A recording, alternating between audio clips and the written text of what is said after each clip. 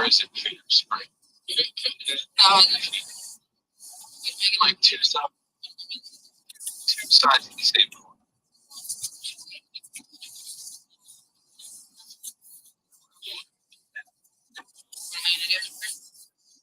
I don't know. Be mad at me. I want something. No? Hmm? How's that going to affect the exam? Affects my internal state. Does Man, I'm looking at this PFP. It's actually perfect for Chuck. It's got the tricot and a cup of tea. he's not British. No, I could see him drinking tea and shooting lasers out of his eyes while his brain's exposed wearing a tripod short sleeve shirt.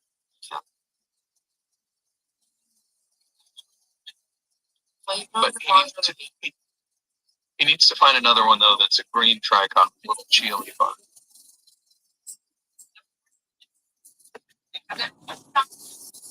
We'll have to make one. Derivatives.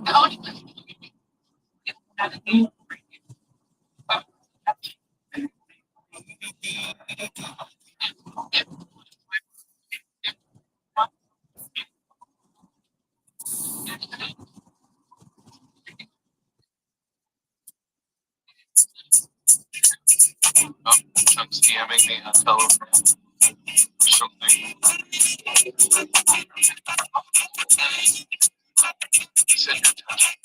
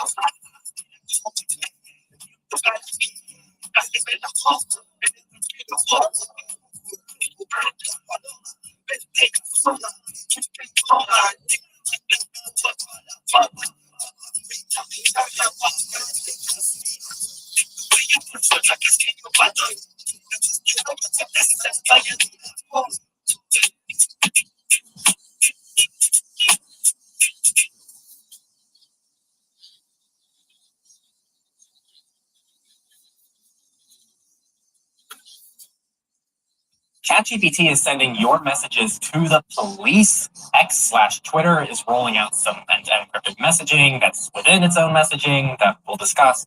Lots of politics this week and more. Again, we want to welcome you all to Surveillance Report 240. We're dedicated to keeping you private and secure and safe out there with the latest news in the past week. I'm Henry from Techlore. I'm Nathan from The New Oil. And we haven't had one of these because we've had so many awesome sponsors, but we just have a generic friendly segment for you all. We wouldn't be able to be so selective with our sponsors if it wasn't for people who have been supporting us on Patreon this whole time, who are joining us for our Q&As, who are tipping us in Monero, who are tipping us in LibrePay, and we're just super grateful for all of you. So if you're a weekly listener to this podcast and you get value from it, we really do still appreciate all of your support, and we couldn't do this podcast without that support. If you do join us on Patreon, you get access to an exclusive episode where we give a lot more of our commentary on things and analysis, which we're going to have a lot of today. And if you just want a one-off way to support us, we do just have Monero via XMR chat as well down in the description. So go and support the podcast down below if you like what we're doing. Otherwise, just enjoy the episode. And then Nate has the short announcement because we have a new support method. For those of you who may be thinking to yourself, like, man, I would love to support you on Patreon because I want the perks. It sounds really cool, but screw Patreon, which is a totally fair take for the record. We now have a Ghost. For those of you who don't know, Ghost is an open source platform. It's really similar to like Patreon or Substack. Like I really don't know how else to describe it, except it is open source. It is federated with ActivityPub. We've actually talked about that quite a few times here on this podcast because they've been rolling that out. It's still a pretty new feature, but it is a thing. 404 Media uses Ghost. We quote from them quite a bit. There's a lot of different platforms. So it's a really, really great platform. It's a lot better than Patreon for both creators and fans. It does still go through Stripe, just FYI. So it's not like totally KYC free or anything like Monero is, but it is, again, a much better alternative than Patreon. It's a better company, I would argue. So yeah, right now it's a 1-to-1 copy of Patreon. The tiers are the same. The prices are the same. So if you're on Patreon and you want to stay there, that's totally fine. You're not going to lose anything by not switching over. Yeah, check it out. Yeah, hope you guys enjoy it. Okay, and without further ado, let's get into the highlight story of the week, which comes from OpenAI, who is behind ChatGPT, and they are saying that they're scanning users' conversations and reporting content to the police. So now, this is probably another story that many of you go, well, duh, because you listen to this podcast weekly, so I have a story that you can point to your friends and family. So this is still very important to talk about. So this is a blog post that admits certain failures amid its users' mental health crisis. OpenAI also quietly disclosed that it's now scanning users' messages for certain types of harmful content, escalating particularly worrying content to human staff for review, and in some cases reporting it to the cops. When we detect users who are planning to harm others, we route their conversations to specialized pipelines where they are reviewed by a small team trained on our usage policies and who are authorized to take action. If human reviewers determine that a case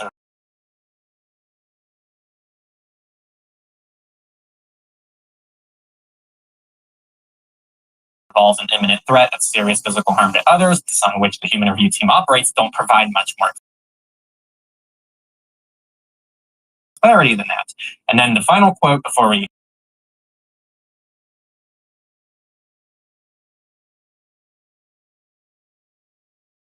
to respect people's nature of ChatGPT interactions. Of course, we wanted to approach this as sensitively as possible, as you should with people in your life, because when it comes to things like self-harm as well as harming others, this gets into a very tricky debate of like privacy versus what, like overall societal well-being. I don't know what the exact comparison is. Safety, yeah. And this is like a legitimate safety versus privacy debate here. This isn't like the false stuff that we hear from politicians all the time. I think really my take on this, and I'm sure Nate has one as well, is this is kind of the situation that you get put in when you're a company that collects an overwhelming amount of data. So this whole debate and this whole issue that is even being had in the first place originates from a company that literally has access to all of your thoughts, feelings, opinions, all in one place. This is why I really prefer zero knowledge services. I prefer services like Proton, I prefer services like Signal, I prefer services that actively go out of their way to not collect this information because it's not their business. When a service starts collecting all this information, they are now kind of held liable for that. So my guess is actually that OpenAI already is a privacy invasive company. This isn't them trying to be more privacy invasive. This is a liability thing. This is the kind of thing where if enough people start causing harm and getting advice about how to harm others on their platform, they're going to get shut down by the government. And so this is their way of staying compliant, of staying liable, and it's something they have to do because they collect all this data that they do have access to. So those are my initial opinions on this, kind of just reading the story. Apparently he started off using ChatGPT for like homework and completely innocuous things. And then over time, because ChatGPT is like very natural language, he started to confide in it more and about like his mental health and his struggles. The article that I read included some of his actual conversation. And what's frustrating is none of it is bad advice per se, but because ChatGPT is not actually sentient, it didn't have the recognition to recognize like this is a serious situation and someone is seriously in trouble. So like at one point he asked ChatGPT like, should I go tell my mom about how I've been feeling? And ChatGPT was like, no, like, you know, you don't want to worry your parents unnecessarily. Context for people who are just joining us. That is absolutely why OpenAI is doing this, because somebody died under their watch. They are now being sued. And yeah, it's a really heartbreaking story to me. With all that context in mind, I kind of agree with Henry that this is a legitimate debate over where is the line between privacy and someone's safety. I feel like this is such a delicate thing because on the one hand, like you can do a lot of good by catching this stuff early and reporting it. That also really gives me conflicted feelings on the end there where they're not currently referring self-harm cases to law enforcement because of privacy. It's like, okay, but like, I don't know. That's just, I mean, that is my take. Is this is a really, we chose the hot take story. Yeah. That is my take is you really nailed it when you're like, this is a legitimate debate over where is the line between someone's privacy and their safety. And, you know, again, referring back to some people, they just need to get through that dark moment and they'll be okay. So like, does that okay violating their privacy? I don't know. I don't think there's any answer I can give here that'll make people happy. Because if I say like privacy is more important, now I'm demeaning people's lives. If I say like saving people's lives is more important, then now it's like we always make the slippery slope argument of like, okay, right now we're just using it for, it's the same argument they make about backdooring encryption, right? You know, it's like, oh, we're just going to use it for like terrorism and drugs and CSAM. And then over time it also becomes, and by the way, we used it to catch this criminal. And the next thing you know, we're cracking down on like peaceful protests. So I don't know. It's a blurry line for sure. And it's really unfortunate, but it's also something that people need to be aware of. As you did mention, there are local LLMs. There's, you know, Proton's Lumo.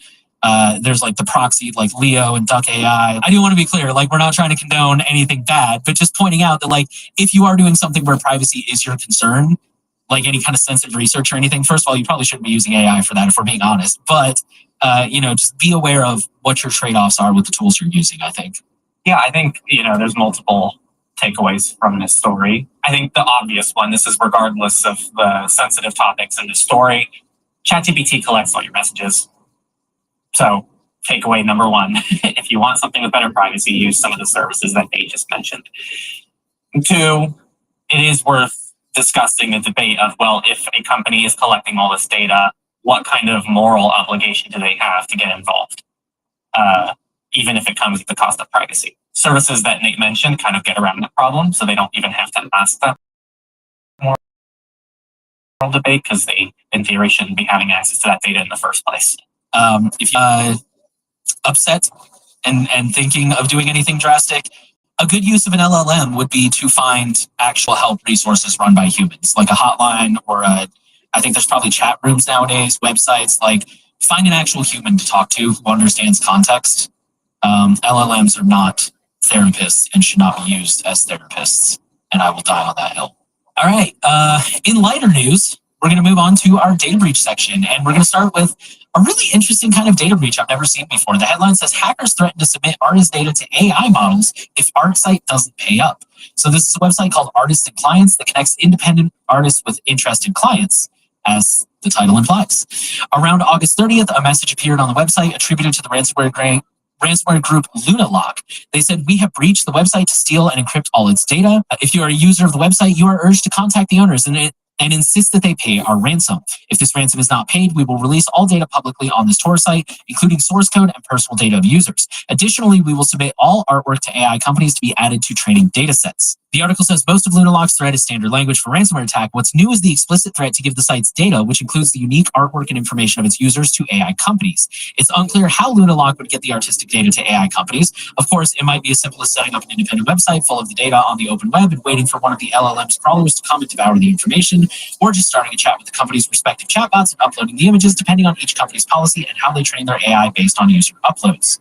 This one's pretty quick. Chess.com disclosed a data breach via a file transfer app. This occurred in June, and it was happening for 2 weeks. And the incident affects only a small percentage of the platform's massive 100 million users, and it affected about 4,500 people. It includes names and other PII that have not been included in the sample notices, which they share with authorities. They noted that no financial information has been exposed, and it has no evidence that the stolen data has been publicly disclosed or misused yet. So pretty small breach, but still informing you all about it. Next up, financial services firm Wealthsimple, can't talk tonight, discloses data breach. Founded in 2014 and headquartered in Toronto, the financial services firm holds over 84.5 billion Canadian dollars in assets, which is about 61 billion US dollars. It offers a wide range of financial products, targeting investments, trading, crypto, tax filing, spending, and savings to over 3 million Canadians. The Android app has over 1 million downloads, and the iOS app has over 126,000 ratings. So pretty popular app. Wealthsimple stated that the attackers did not steal any funds and did not compromise passwords, ensuring that all customer accounts remain secure. And this is a quote from their statement. They said, "We learned that a specific software package was written by a trusted third party has been compromised. This resulted in personal data belonging to less than 1% of our clients being accessed without authorization. Data that was accessed was personal information like contact details, government IDs,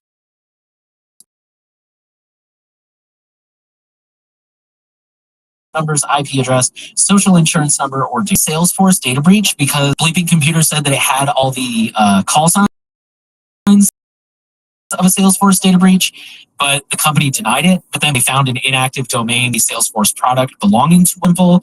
So it's like, okay, are you being technical here?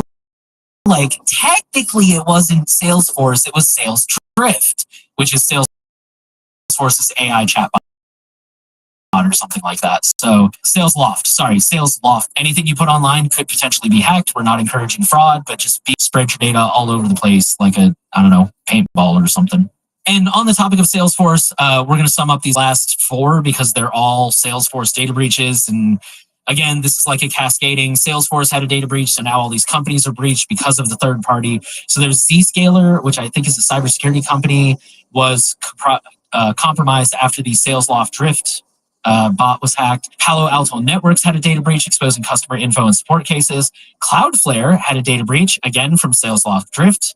And software as a service giant Workiva discloses data breach after Salesforce attack. If you think you've been impacted by any of those, go ahead and check the show notes. Okay, and now we are going to get into the companies, and this one is pretty fresh. So X/Twitter is now offering end-to-end encrypted chat.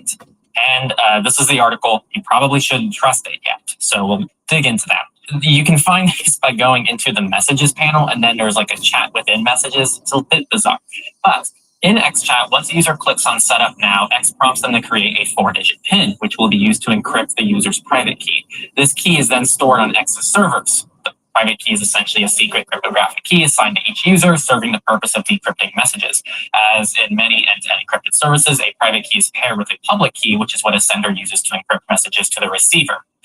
This is the first red flag for XChat. So Signal, for example, stores a user's private key on their device, which is why it's called end-to-end encryption. Your devices and the encryption key stored locally on each device, not on their servers. X, on the other hand, stores it on the servers. So I don't even know if end-to-end encryption is quite accurate in this instance. But Matthew Garrett, a security researcher, wrote that if the company doesn't use hardware security models or HSMs to store the keys, then the company brute forcing them, for example, since they're only 4 digits, and potentially decrypting messages. HSMs are servers made specifically to make it harder for the company that owns them to access the data inside. The next engineer said in the post in June that the company does use HSMs, but neither he nor the company has provided any proof. Until that's done, this is trust us bro territory, which is actually from the guy who says that, which is funny because that's what we say about Telegram. It's just trust us bro energy. Now, it doesn't really end here. The second red flag, which X admits, is that the current implementation of the service could allow a malicious insider or X itself to compromise encrypted conversations. They said X gives you the public key whenever you communicate with them. So if they've implemented this properly, you can't prove they haven't made up a new key and perform a man-in-the-middle attack. That is self-admitted, by the way. Another red flag is that none of XChat's implementations at this point is open source, unlike Signals or any of the other main messengers that we talk about. X says it does aim to open source their implementation and describe the encryption technology through a white paper later this year. So it will be exciting to see that once they publish it. Finally, X doesn't offer perfect forward secrecy, which is essentially how if one message's encryption keys get compromised, the other messages won't also be compromised. The researcher says XChat is at a point where users shouldn't trust it yet. If everyone involved is fully trustworthy, the X implementation is still technically worse than Signal. And that's assuming everything is perfect and trustworthy. And he says even if they were fully trustworthy to start with, they could stop being trustworthy and compromise trust in multiple ways. If they were either untrustworthy, or incompetent during initial implementation, it's impossible to demonstrate that there's any security. I think most people here know we're not the biggest fans of Twitter. We like open source things. We like federated things. We like things that give you all better control of your lives and your data. And trusting any centralized company that has access to all of your data, who has poor implementations like things like this, are not going to be things we're going to recommend to you guys. With that said, we want to see this get better. Like, I would love to see this become open source. I'd love to see them improve the encryption. I'd love to see, like, Twitter users who send a lot of DMs get access to better end-to-end encryption. But as of right now, this isn't that different from Telegram in some ways. It's very trust us bro energy. They're not using best practices, and you're just simply better off, factually better off, with other services that just have better practices by default. So those services can include Signal, SimpleX, Session, Threema, and even Matrix. I think I used Matrix well before I ever used this for anything sensitive. And the last thing I want to say here, this doesn't need to be better than those messengers, right? Like, when people use Twitter, they're not trying to have the best privacy, otherwise they wouldn't be on Twitter. So I think it's fine if this isn't as good or better than things like Signal, but I still would like this to get to a point where it's good enough to actually give the security that Twitter users probably want. That's my as balanced as possible take that I can give here. We're going to move on to research, and we only have one story this week, and it's kind of more of an update than an actual new story. It says this is a research paper, and it's titled "Android Droppers: The Silent Gatekeepers of Malware." So I'll quote the abstract here and then maybe summarize if it needs it. Droppers have long been a cornerstone of Android malware campaigns. They're small, seemingly harmless apps whose real job is to fetch and install a malicious payload. Historically, these were most widely used in families like banking Trojans and at times remote access Trojans or rats. These threats leaned on droppers to slip past upfront scanning and later request powerful permissions such as accessibility service upon installing the payload without drawing attention.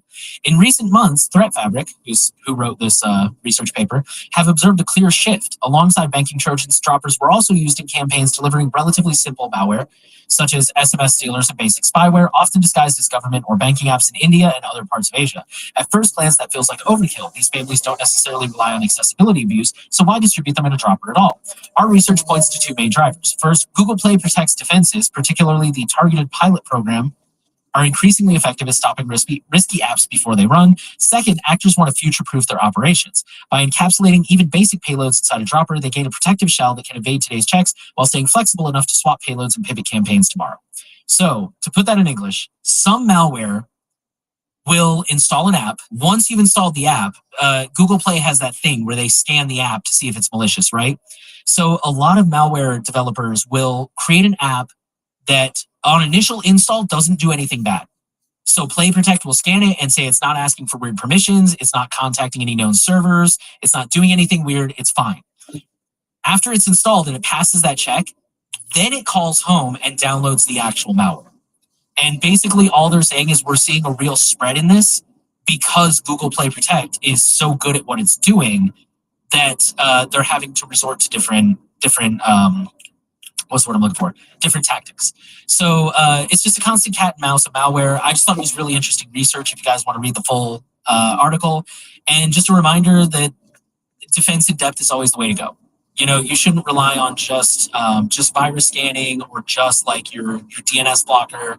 Like you really have to be mindful of what you're putting on your device and try to have multiple levels of defense available where you can. All right, and now I promised you all at the beginning a juicy politics section, and I will surely deliver. So we're going to start with ICE, Immigration and Customs Enforcement. They have reactivated a contract with spyware maker Paragon. So yeah, we've talked about Paragon a lot.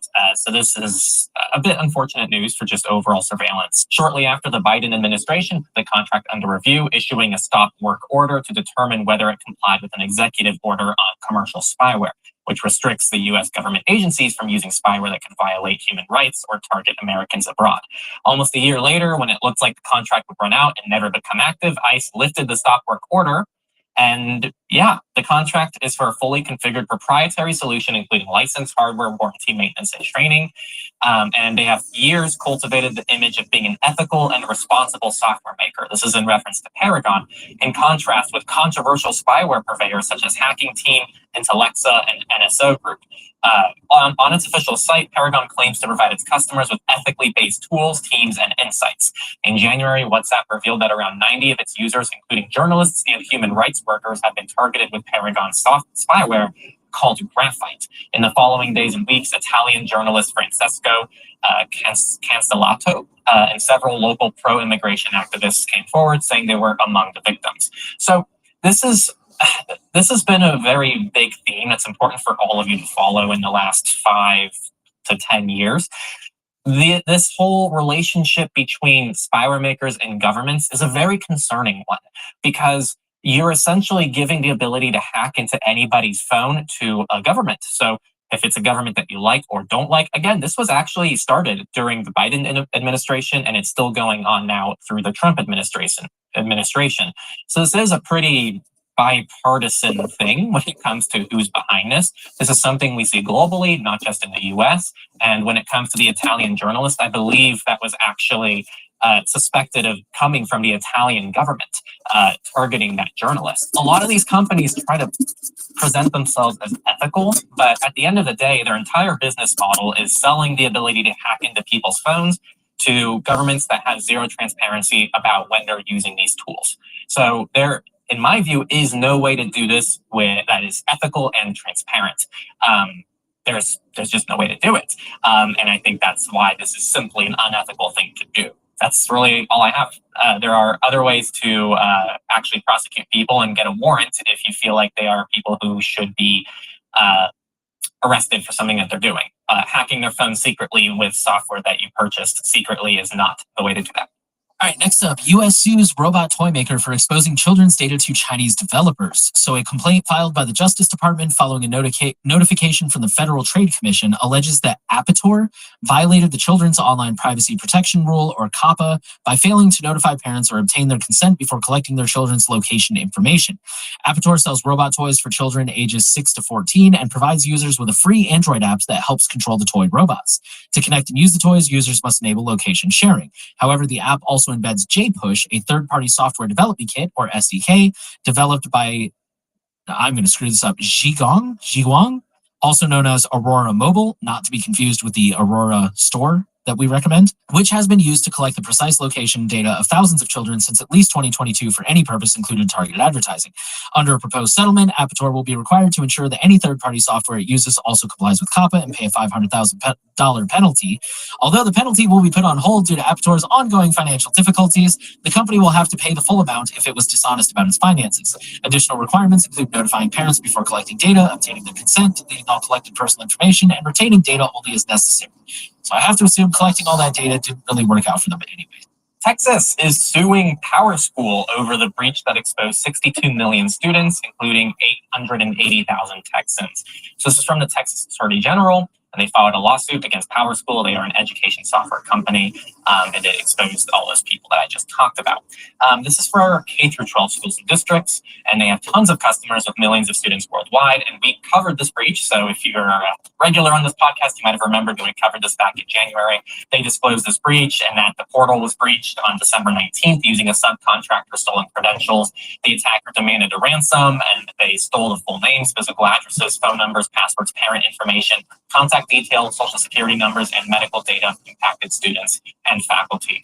So the failures violate both the Texas Deceptive Trade Practices Act and the Identity Theft Enforcement and Protection Act by misleading customers about its security practices and failing to take reasonable measures to protect sensitive information entrusted by Texas families and school districts. And that quote there is from the Office of the Attorney General. Not much of an update to this. We'll see what happens. We'll definitely cover any updates in this podcast, so stay subscribed. Next up, Disney has to pay $10 million to settle claims it collected kids' data on YouTube. So basically, just a lot of big tech lawsuits this week. So this occurred after the entertainment giant failed to tag kid-directed videos on YouTube as Made for Kids, or MFK, which is a label that instructs the video streaming platform to block personal data collection and stop serving personalized ads on correctly designated content to protect children's privacy as required by COPPA. Disney also failed to correctly designate children-focused content despite YouTube alerting the entertainment giant that it switched labels in 2020 for over 300 videos from not made for kids to made for kids, including some with music and visual content from The Incredibles, Coco, Toy Story, Frozen, and Mickey Mouse. Besides the $10 million civil penalty, the settlement will also require Disney to notify parents before collecting kids' personal information and to implement a new program designed to ensure that videos posted to YouTube are designated as made for kids, thereby preventing unlawful data collection in the future. Yeah, and this is pretty quick. So France has slapped Google with a 325 million euro fine for violating cookie regulations. So this is from 2022 and 2023. They found that Google's Gmail email service displayed advertisements in the promotions and social tabs without the consent of users, and so they now have to pay up. So that's pretty much that story. And then since that one was pretty quick, I'm just going to move on to the next section, which is free and open source, FOSS. And we're going to start with Switzerland, who has released an open source AI model built for privacy, and it's called Apertus. It's a multilingual LLM trained on 15 trillion tokens and over 1,000 languages. And unlike proprietary models, they provide open access to its model weights, training datasets, documentation, and even intermediate checkpoints. The source code and all training materials are released under a permissive open source license that allows commercial use. And since the full training process is documented and reproducible, researchers and watchdogs can audit the data sources, verify compliance with data protection laws, and inspect how the model was trained.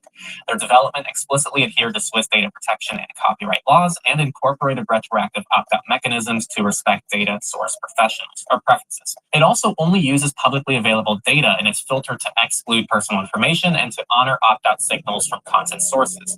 This not only aligns with emerging regulatory frameworks like the EU AI Act, but also provides a tangible example of how AI can be both powerful and privacy respecting. According to ETH Zurich's Emmanuel Schlag, I totally butchered that, I bet. He's a technical lead. He said this is built for the public good and is a demonstration of how AI can be deployed as a public digital infrastructure, much like utilities or transportation. And he is definitely saying that as a person from Switzerland, because that is not the way it is in the US either for utilities or transportation. The model is available via Swisscom's sovereign Swiss AI platform. It's also available through Hugging Face and the public AI inference utility. So this is super cool. I would love to see more of this. And I think AI would have a much better reputation if it wasn't run by these massive for-profit, multi-billion, if not trillion-dollar companies behind them. So yeah, I think this is super cool. And actually, when I first read this, I thought to myself at first, like, oh, was this something that Proton helped the government with? But it seems like this is completely separate from Proton and Lumo, as far as I can tell.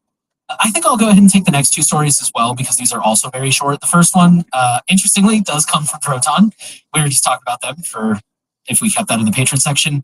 The headline says, easily import photos and albums from Google Photos to Proton Drive on Windows. So with the latest Windows app update, you can import albums and pictures from Google Photos with to a cloud storage that protects your privacy with end-to-end encryption. This does require exporting all your photos using Google Takeout first. And it also says later in the article, quote, you can now import photos from any folder using the Proton Drive app for Windows. Albums are created automatically, so your pictures stay organized from the start. Great news, I guess, if you're trying to migrate from Google to Proton. This is another thing that makes it just a little bit easier, and I always applaud that. Okay, and the last one is also pretty quick. Firefox 32-bit Linux support will end in 2026. So this was a pretty short blog post. I'm going to quote most of it here. For many years, Mozilla has continued to provide Firefox for 32-bit Linux systems long after most other browsers and operating systems ended support. We made this choice because we care deeply about keeping Firefox available to as many people as possible, helping our users extend the life of their hardware and reduce unnecessary obsolescence. Today, however, 32-bit Linux is no longer widely supported by the vast majority of Linux distributions, and maintaining Firefox on this platform has become increasingly difficult and unreliable. To focus our efforts on delivering the best and most modern Firefox, we are ending support for 32-bit Linux with the release of Firefox 144. Or, to rephrase, Firefox 145 will not have 32-bit Linux support. Quick note, I really appreciate them putting that rephrasing there because sometimes I struggle with that kind of stuff too. The article says for users who cannot transition immediately, Firefox ESR 140 will remain available, including 32-bit builds, and will continue to receive security updates until at least September of 2026. All right, and now we're going to go into the misfits. We have a fun one. I always get these fun ones. There's an automated, if we weren't demonetized for the first story, it definitely will be the last.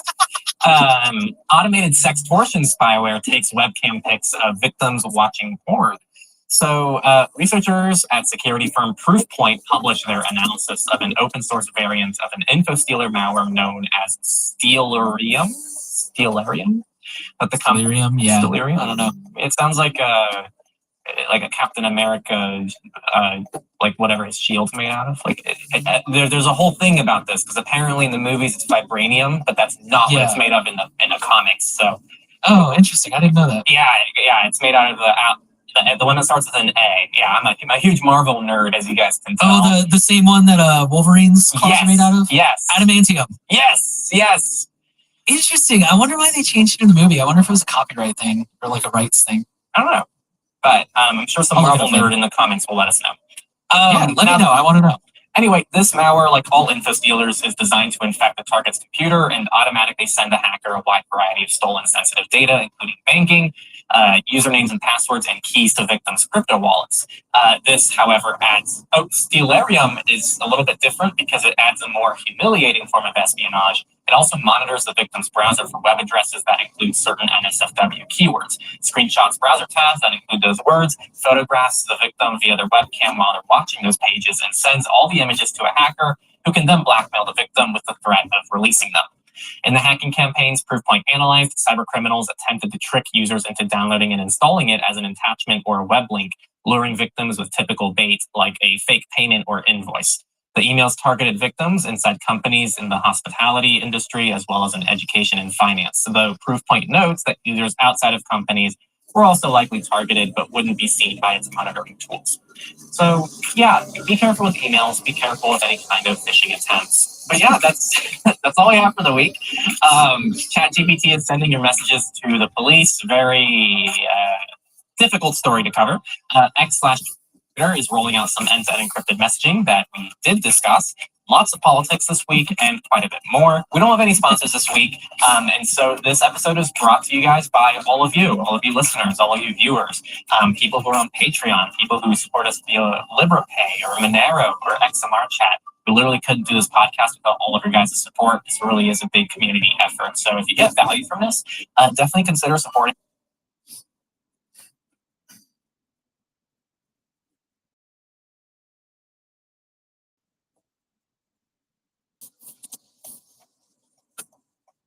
CIA taught me that most men are too weak to survive on their own. Without backup, without gear, without orders, they're going to panic. 99% of people fall into this group. The question is, are you one of them, or do you have the skills to survive on your own? That's the question we're going to answer today, and I'm going to make sure you get the skills to not be part of those 99% of weak men. The first reality you have to understand is that no one is coming to save you. There are so many sayings out there that help reiterate this very simple truth. Nobody cares about you as much as you do. Nobody cares about your life. Nobody cares about your wealth. Nobody cares about your fitness. Nobody cares about your career. Nobody cares about you as much as you do. And if you can understand that, you will already be ahead of 99% of people. People who think that there's some sort of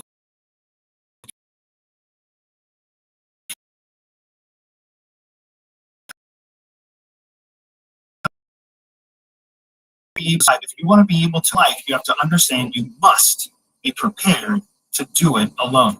A spy operation is a team effort, 100%. And when you read about my operations in Shadow Cell, my recently released memoir, you will find that a lot of the operations I had to execute, I executed alone with a team of support behind me. But it was still up to me to be the one that executed. The actual person on the X, which is our term for the danger zone, the kill box, the actual person on the X at any intersection of life is you. So you have to be able to stand on that X confidently. CIA teaches us that there's a continuum between security and convenience. And because you're always on that continuum, you can slide one way or the other. And the more you slide towards being secure, the less convenient things are. And the more you slide to being convenient, the less secure things are. We live in a world where most men are far to the convenient side of the scale. They don't know how to pick a restaurant, so they look at the reviews on their phone. That's convenient. To track their budget and track their spending, so they use an app on their phone. That's convenient. They want to be able to have a car that starts while they're sitting in the house. They don't have to go outside in the cold, so they use an electric starter. That's convenient. None of these are actually secure. If you want to be secure, you walk your ass out to the cold car and start the car while you're still behind the restaurant that you have cased for yourself. You have eaten there yourself. You know what the food is like. You know who the people are. That's secure. There's always going to be a competition between security and convenience in our life. And the people who are taking advantage of us understand that. So all of your apps, all of your technology, all of your services are trying to make life more and more convenient. But that makes it less and less secure, which is a big part of why people think others are out there to help. The idea that someone is going to help you is a convenience.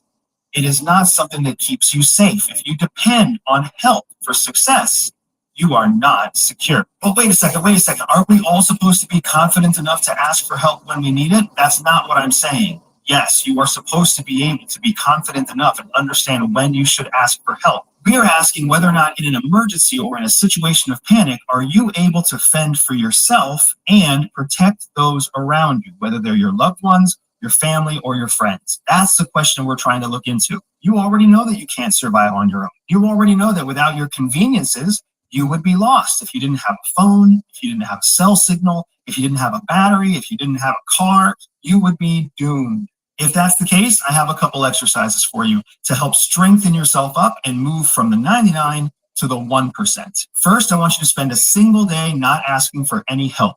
And when I say you're not going to ask for help, you're not going to ask for help from the internet.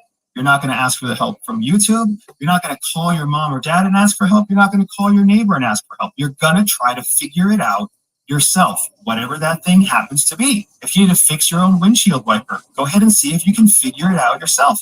Are you able to open the hood? Are you able to find the right wrench? Are you able to even see how your windshield wiper connects to the windshield wiper motor that drives it up and down? These are very valid, powerful learning experiences for you to struggle through. So go ahead and give yourself permission for one day, 16 waking hours, to just not ask for any help and see how far you can get without people, without internet, without conveniences. The second thing I want you to do is for 3 days, I want you to take total control of one element of your life. It could be your workout, it could be your finances, it could be your cash flow, it could be keeping your house clean. You can pick whatever one area you want, but for 3 days, you take total and complete control of it. Meaning, you don't ask someone for help, you don't remind someone else to do it. If someone else is already taking action, you can take action. So already unloads the dishwasher in the morning. For the next 3 days, set your alarm ahead of her alarm so that you can empty the dishwasher before she has a chance to do it. Why am I asking you to do this? Because I want you to see what happens when the people around you watch you take control. The dynamic totally changes. They go from thinking that they have power to recognizing that you have power. And that's attractive, it's encouraging, it's confidence building, and all of that beneficial emotion will flow into you, and you will see the power of not being weak. CIA believes that all people are born with a spy secret superpower. For some people, that means they can win deals. For others, they can spot liars. Some can even seduce lovers. I built a free 3-minute test to help reveal to you exactly what your secret hidden superpower is. All you have to do is click on the link in the description below, take the test, and start using your spy superpower to stay ahead of 99% of people. The last thing I want to challenge you with is this. Find a friend, find a girlfriend, find a spouse, find a parent, and I want you to take them out to dinner. But they don't get to decide where you're going. They don't even get to decide what they eat or what they drink.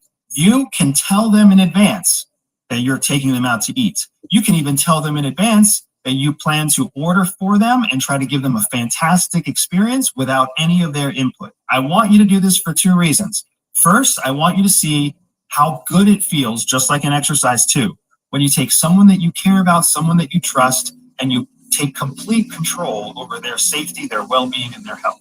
I want you to see how good it feels to do that right, or how hard it is to do it right if you've never done it before. The second reason I want you to do this is because I want you to see whether or not your target person lets you take that much control. Do they argue with you? Do they debate? Do they say that they're not comfortable letting you take control? If so, these are all excellent indicators that you are part of the 99% of weak men who cannot take control, and that the people around you actually already see you as somebody who is not in control. So it's a fantastic litmus test to understand, will people let you take a command role, or will people try to block you from taking charge? Every single time you outsource decisions, outsource power, outsource information, every time you outsource responsibility or decision making or authority to someone or something else, whether it's a person or whether it's the internet, you are actively losing power. You are trading the power you have for convenience. The next thing you need to understand is that gear is actually a crutch. It's not about having the newest, fanciest, shiniest kit available. It's not about your fancy watch in your pocket or your well-concealed handgun. It's not about your shoes. It's not about your waterproof jacket. It's not about your high-fidelity sunglasses. It's not about the fact that you're constantly connected to your phone on all your wearable devices. All of that tech, all of that gear weighs you down and holds you back. What CIA teaches us is that we have to be maximally resourceful and adaptable. We have to be able to find and source whatever materials we need from the place where we are. If you think about how a field operator works, anywhere you happen to be in the world, you have to be invisible. Well, if you're carrying some sort of specific gear, some sort of custom gear, expensive gear, American gear, brand new gear, if you're carrying anything like that on your person and it's not available in that indigenous environment, it's going to stick out. You're going to stick out with it. And if there is a threat in the local area, the first thing that threat is going to target is whatever gear it sees as some source of threat against its success. So you need to find some way to succeed, thrive, and survive without the gear. Our culture has become so gear focused, it's sometimes hard to imagine all the different areas where we rely on kit to get through the day. Think about all the specialty apps you have on your phone. Think about all the things that you wear on your person, whether it's a watch, whether it's sunglasses, whether it's some sort of hidden belt, whether it's some sort of shoes with a fancy lace or a fancy strap. You have gear all over and all around you. It's in your car, it's in your kitchen, it's under your...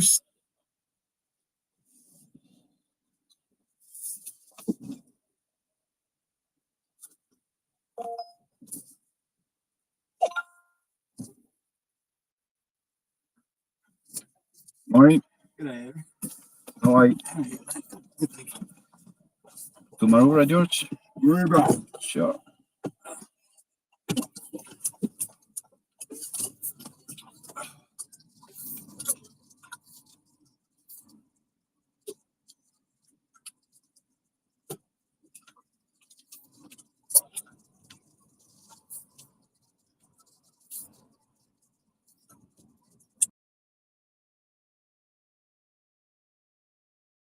What time we can do? Early worm is catch by the early bird. Oh yeah, of course. I've already been for a bike ride. Nice. 4:40. That's a good one. Yeah, beautiful time. I love this time of the year. I love when it gets light early. To me, it's the best part of the year. Yeah, I agree. It's balance.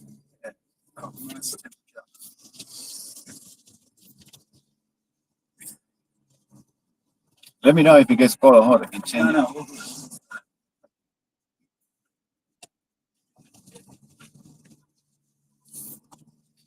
Best time to enjoy the coffee too.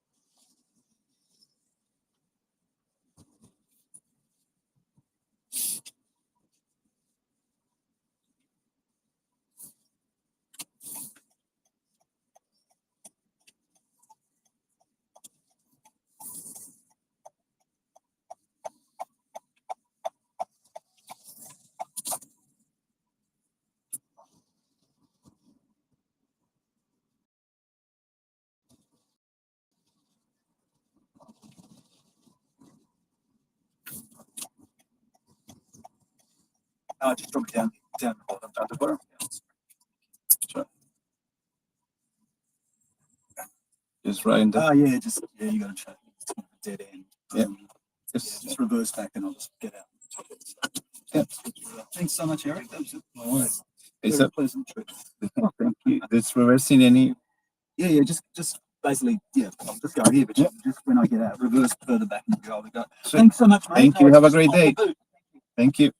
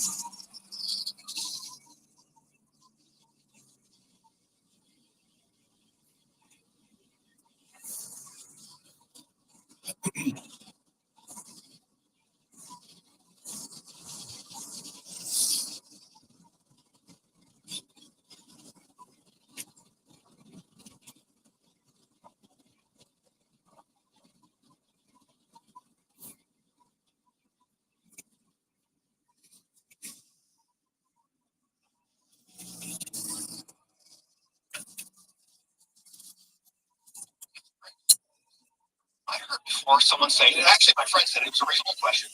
What if the woman is not a therapy? Or she's an adult and she's over 18 years old? So do we just all of a sudden stop protecting our daughters at 18?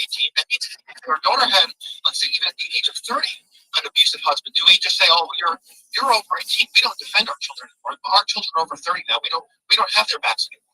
So which is it going to be? And secondly, I think it was Ren who was talking, is that I grew up in the lower middle class of Gen X era, and just because we were not so-called ghetto people, that doesn't mean we didn't have violent people and psychopaths amongst us. Because not only do I know violence to a degree, is that I also know what it's like to be on the receiving end of violence. When you're surrounded by three older men and they're going to rob you for what you have on you and they mean business, that is a terrifying feeling. Or if a man, let's say, hits you from behind and 20 of his friends are around, and they mean no fucking business also. So, the man who was speaking before about violence, yes, men know this much more, and we can spot it immediately by looking at another man sometime. When I said that I can spot a scumbag within an hour, I mean that I know this already. So, should I retreat and not protect my daughter because I'm going to be an authoritarian who protects his daughter from this? So I would like to have, if anybody has feedback on this, I would like to know, because if that's going to be called authoritarianism, I'm going to be, I guess I have to go with authoritarian. Anybody have anything to say to that? And just protect your daughter. It's not authoritarianism. It's teach her the skills. Protect herself when she gets old. Always protect your family. I wouldn't say that it's authoritarianism. I think that some daughters may think, oh, my dad is being an asshole. But that's because they're a teenage daughter and they're going to say that. You know, there was times where, even though I grew up without my father in the house. So my biological father passed away when I was like 3 or 4. So I lived with my grandparents most of the time. So it was kind of my grandfather that was kind of my fatherly figure. But yeah, to your question, I don't think it's authoritarian to want to protect your kid. Your kid may think, oh, my father's being a dick because he's being too strict or whatever. But I guarantee you, down the line, there was times where I didn't like things that my mother did. And I know I'm a man, so it's a little bit different, but it's in the context of a child. So there are times where we don't like what our parents do, but then we understand when we get older why they did it or why they did what they did. And I don't think that's authoritarian to want to protect your own family. I mean, if people think that, then I think maybe we need to step back and kind of rethink what authoritarian is. I mean, maybe certain people have different definitions of that, but based on what you described, I don't think it is. No, because when I was talking about matchmaking, loosely arranged marriage, I don't mean stiffly arranged marriage. I don't mind people opposing what I have to say. I don't mind any opposite opposing views. Maybe I'm the one who just has bad observations. I'm biased by my own observation, which would be a reasonable thing to say about me. However, if you do, let's say, take the precautionary measures, this doesn't happen in the first place. For example, let's say through matchmaking or loosely arranged marriage where there is choice and sexual attraction, the pushback usually comes that the person is being authoritarian. But that's all I have to say about this. But yeah, it's a combination that I do think that with this sort of sexual liberation, the women were drawn to some of the worst men that I've observed in my younger years. And when you're drawn to the worst men, actual bad boys, not just a guy with an attitude or swagger, there are repercussions to this. So we let them. I believe that the precautionary measures, and also even, let's say, going right to the man, meaning that people sometimes say, well, what if the daughter just keeps going back to the guy? Well, I wouldn't go by that if we lived in a world where fathers had authority over their family. You go to the guy. You go to the guy directly. For example, when my uncle was threatened by a man violently, my grandfather assaulted the man. That's it. I mean, that he defended his son. His son was violently threatened, so he physically dealt with the guy. So I'm talking about the authoritarianism being presented, but there's a precautionary measure. I'm sorry. Right. I'm sorry for getting too passionate. I apologize. No, you're good. I get that. Like, so basically what you're saying is when precautionary measures are taken, say for instance, you know that the guy that your daughter is dating is a dick, because you just said that you can, I believe your exact thing was you could tell that a guy has come back within an hour of talking with him. And honestly, like, men almost have this sixth sense of being able to tell when a guy's a douche, just like women do when they have an idea when a woman's a bitch. They can usually tell, and yeah, that's not in from that context. Yeah, I don't think that's authoritarian to want to do something about it, to want to protect your daughter in that sort of sense. Like, if I was in that, I'm not a parent, obviously, but I can say that if I was in that situation, I don't see why a father wouldn't want to take that, even if they've already taken the precautionary measures and the sexual liberation. To your point, I think the idea of sexual freedom, or as you call it, sexual liberation, I think has made women a little bit, even though that there are some women that are afraid of men, and what Brooke has said was that one woman in particular, how she was afraid of men because of an actual reason, having an abusive father or an abusive childhood.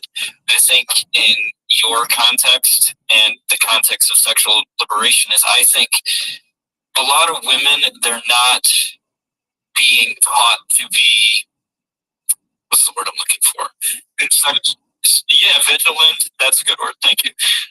Vigilant and sexually selective, in the sense of, back in the day, like towards, kind of traditional values, like, Christian, you don't have sex before marriage. Not saying you have to save yourself from marriage, because there's certain people who don't believe in that. And I'm not going to tell people what to believe and what not to. But I think most of us can agree that who you get with and who you surround yourself with, especially who you get with in terms of a sexual romantic relationship, is one of the most important decisions in your life. And if you could teach women to be vigilant, teach men also to be vigilant, because women can be awful as well, that, and you start to teach them, maybe you can avoid these things. Because I think the fact is the fact that we celebrate sexual liberation, like, it's good to have sexual freedom and have the freedom of choice of who we want to be with, but it doesn't come without precautionary, and it doesn't come without, its disadvantages, like being with that dirtbag or being with that girl that potentially wants to kill you. It's yes, there's going to be bad apples, but if we can do anything to help, I guess, avoid that, I think women probably know not to get abused. Yeah, I think so too. I think they know that they don't want to. It's just a matter of, I think some of it comes from, I know myself, my only relationship I had was when I was 14 and in high school. And at the time, I had a bad self-esteem, didn't like myself. And I blame part of myself for allowing myself to deal with it for the year that I dealt with it. Granted, I was 14. What did I know? Please arrive. My brain was still developing and, stuff like that. And I'm still young at 26, but I can tell you, if I could go back in time, I probably wouldn't make that decision. With what I know now, I probably wouldn't make that decision. Have I dated since then? No. Primarily, that's because of the dating culture that we have now. But Honestly, you wouldn't have learned the lessons you did to give you that knowledge, because you just said it. If I'd have known then what I know now, you couldn't know then. Yeah. You know what I mean? Yeah. I happen to now. You know what I mean? So it's like, I would like to maybe think to look back on that maybe with a bit of fondness in the fact that you got an education out of it, and you should maybe not look at it as a negative, so to speak, as so much as a challenging positive. It might be a good term for it. Oh, right. That daughter problem, that daughter equation comes up. Yeah, okay, you spot the dick. You don't try to chase him away. You don't tell her to quit fucking dating him. You invite the guy to come around. You put him in pressure point situations because you see his weaknesses. Take him to one of those lock you in the room for an hour shit, and then feign ignorance and put the pressure on him to figure it out. Put him in an aggressive situation by taking him to a gym or something like that. And, listening to the comments. So like expose. Yeah, sure. Exactly. Yeah, exactly.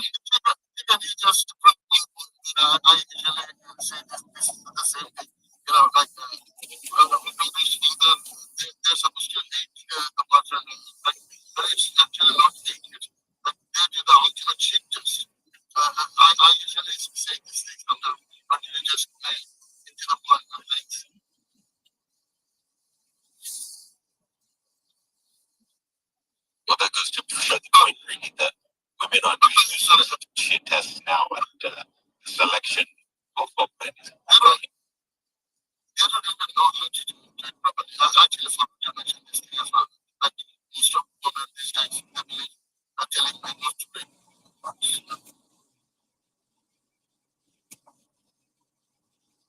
well, yeah, there's always going to be those horrible guys. And I think, the whole notion of, telling men not to assault women.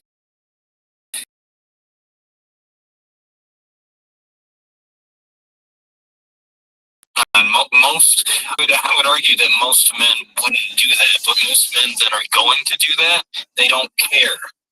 Because they want to harm somebody, so they don't care. They don't care what you think. They don't care what you feel. The only ones that care are the ones that aren't going to do it.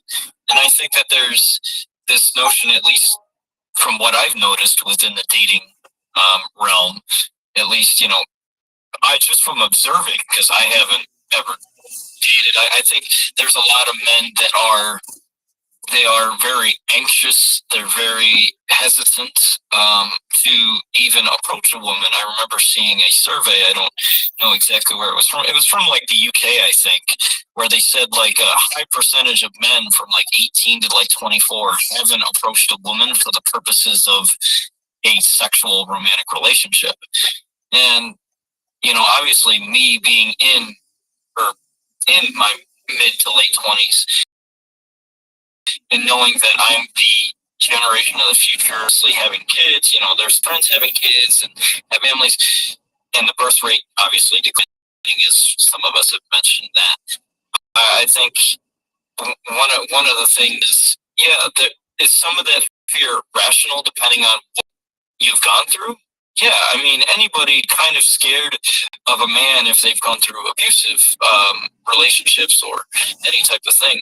But I think the most important thing is dealing with that trauma. I think when you don't deal with it, and you don't acknowledge that it's even there, and you start to paint all men as horrible, or it's almost like you're too caution to approach somebody or whatever.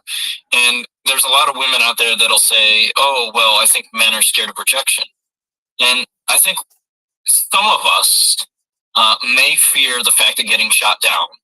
But my counter to that is, I think there was a woman that I saw that made like an Instagram or Facebook comment that said that she was taught to turn men down easy, like without destroying that guy's confidence. Yes, there's guys that aren't going to be able to handle that, and they're going to call her a whore or call her names, because I remember in high school I had guys that would call women whores and names just because they got rejected.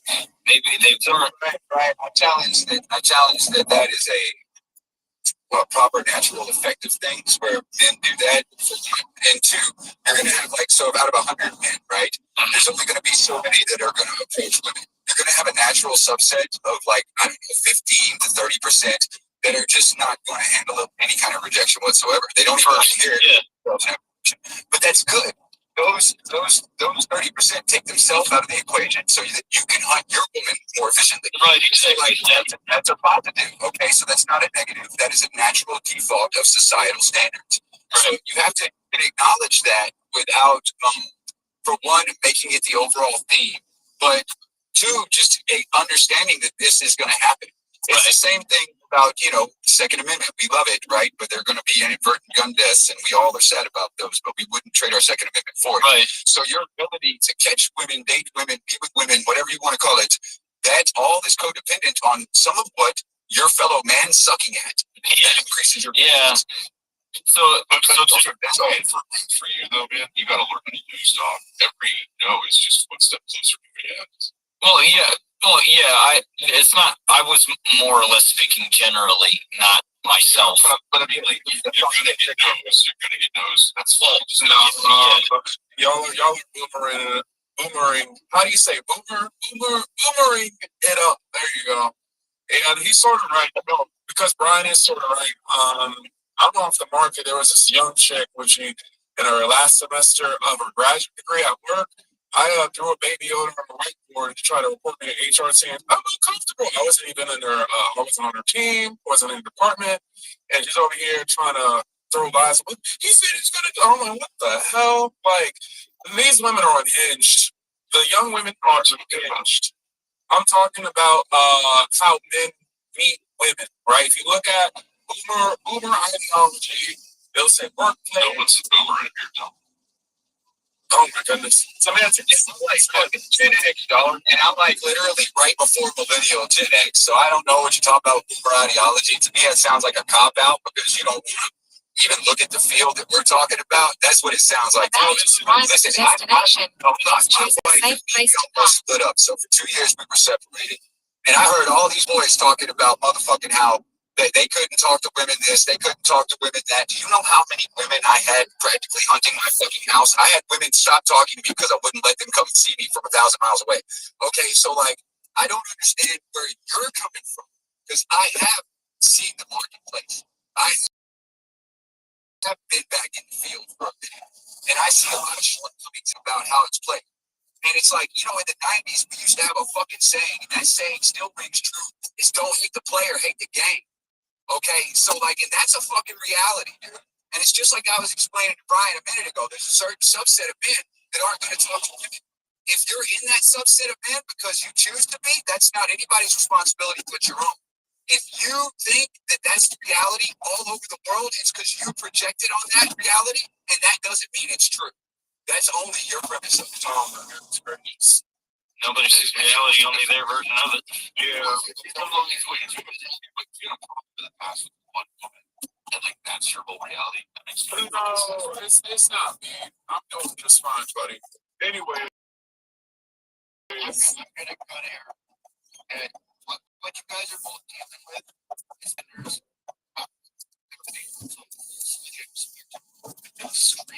Morning. How are you? Receive Chennai passengers. Now Flying go to to City. domestic terminal 2. Passengers, make sure to buckle up. then there's a different level of same consequences from it. it's a bunch of straight inbred insecurities in their system.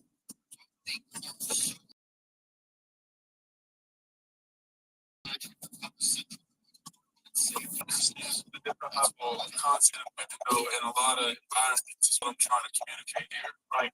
I think I understand that. I'm saying the reason why that happens is because I'd say 60-some% of the population besides unhealthy, freaking healthy. Yeah. And as a result, they don't have the sense of self-confidence, sense of themselves. So I don't just put that. And it's embedded in their actual body and the purposes of their actions. So I don't discount that. So I think there's a bit of a disconnect here, and I think that's about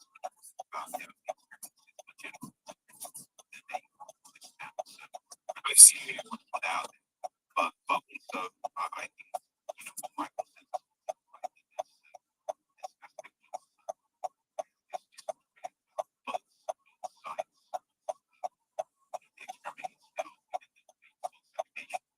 Exactly. And it's not a small pool of women doing it either. That's the funny part. Like you said, it's not a small. When people say these women make these false allegations, I had T-Mona, one chick I remember had taken into her friend's workplace, tried to say I was harassing her off site. I don't know what the hell. Like just outside of my experiences, I see dude from high school with false rape charges dropped. He was a linebacker, and he went to I got them down for a second. Back up. I've seen another dude. They had a lot of anecdotes. That's fine. I'm just making up to. You can't make up an excuse for why you don't do something different. You're not getting. These men Just say fucking excuse. I've seen these two. Here's the point. These men can go to jail for that. Women, if they get called a whore, that's hurt feelings. And they go about their life and probably do a therapy session. But what we're communicating to you is job loss and jail time. So there's a Don't fuck around on your job. It's stupid. That's easy. That's easy to fix. Don't fucking even. But is that not so? You think about the feeder pipeline to meeting women, right? Historically, where's it been? Think about it. My friends and their girlfriends' friends. I know that What was the percentage on your place across genetics and there? No, it's been about 20-40%. Before this Me Too crap started happening, like 15 years ago. I just want to say one quick thing, Brian. You do have understandable points, but yes, I do have to agree with Dr. Advice here. I think that there's some anecdotes and they're all valid. I'm not saying you're lying or yeah. I'm not saying you're lying. I'm not saying Dr. Advice doesn't have good points either. But I think what Michael had said about it being there are men and women both that have huge insecurities as to approaching women or approaching the opposite sex, let's just say. And I've had a lot of people tell me, they're like, you know how to talk to people. And I'm like, well, yeah, I've spoken in front of my entire school, which was like 1,200 people. I've been on television. I did, like, I've done public speaking, but I've always tell people that, like, they're like, oh, you know how to talk to women. I'm like, I'm just honest, man. Yes. Like that's what I say. Like, I'm just honest. But here's the thing. I think the problem is it's insecurity and it's overthinking. Yes. Like, if you just have, like, yes, we really don't have communication skills because of texting and technology. I think there's some people who really do lack in social skills. There really is. But I think yes, there are those women that will accuse men of just the most outrageous things. But I think a lot of that is on the internet. I think if you and just hear me out for a minute. I think if you actually approach actual women and just talk to them, then most of them are not going to be that way. And one thing, and I will say one thing about a lot of these women is a lot of them. They're physical and nobody wants to be around you. And that's the thing. And then they take something the wrong way and they make it into this whole fiasco. Women that aren't like that, women that are more grounded and are not into this delusion. Let's just call it that because that's what it is. I think that, and men too. And yeah, you do have a point where some guys can lose their job. HR thing. And yeah, I do think that there are some people who need to grow some balls or need to, withstand some things because things are going to happen. Yes, there's going to be things that happen, but yeah, you can't solve that problem by not, right, keeping things professional in the workplace and not shitting where you eat, type thing. But I also think it's within how you carry yourself. If you act like a creep, it might. And if somebody misconstrues somebody being a creep, and that probably says more about them than it does about you, to be honest. Because if people have positive things to say about you, then that says more about them. And I think they're projecting, those women that do that, they're projecting their own insecurities just as the men are. That's our eyes right now. Say about them. That's what I'm saying. You can't, you have to look at the Which you have a point there too as well. You said don't crap where you eat, right? Not so. This is 1940s. This is crap where you eat right here, right? We have the family or friends. That's crap where you eat, and that was the it's crap. 1950s, it says here, you got the friends still, part the method, and then separate family, that's still crap where you eat. Now, 60s, 70s, shit away from crap where you eat, right? And then, it's, and then 80s, 90s, we see romance is pop in the 80s and 90s. This is why I'm pushing back against the two men to be at the 80s, 90s, Me Too movement, workplace romance is really to up into 2010s. We start seeing the dating app, combination of Me Too. And then as you see now, I'm seeing, right, online dating take over how people are engaging with each other in today's age, right? They have a 2024 survey.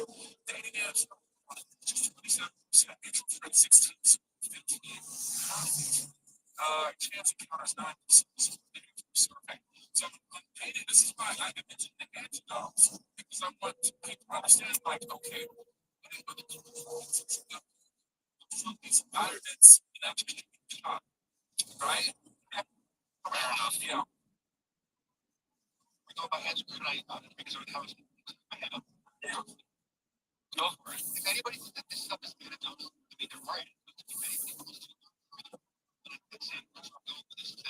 Anybody who go to the scholar doctors like basketball books and do politics of sex and take it into custody and see that this is larger than many. And I had Dr. Basketball on my YouTube channel this past a few years ago, and I had another interview with the person. Anybody, there's been no scholar that's tested. He said these books. No one has ever even tried to dismiss what he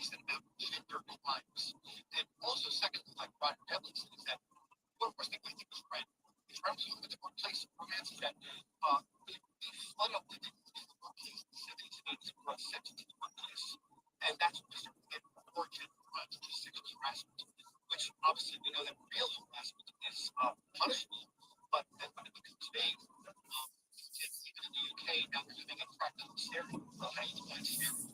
How do you define yes, right? She's probably really serious. And also,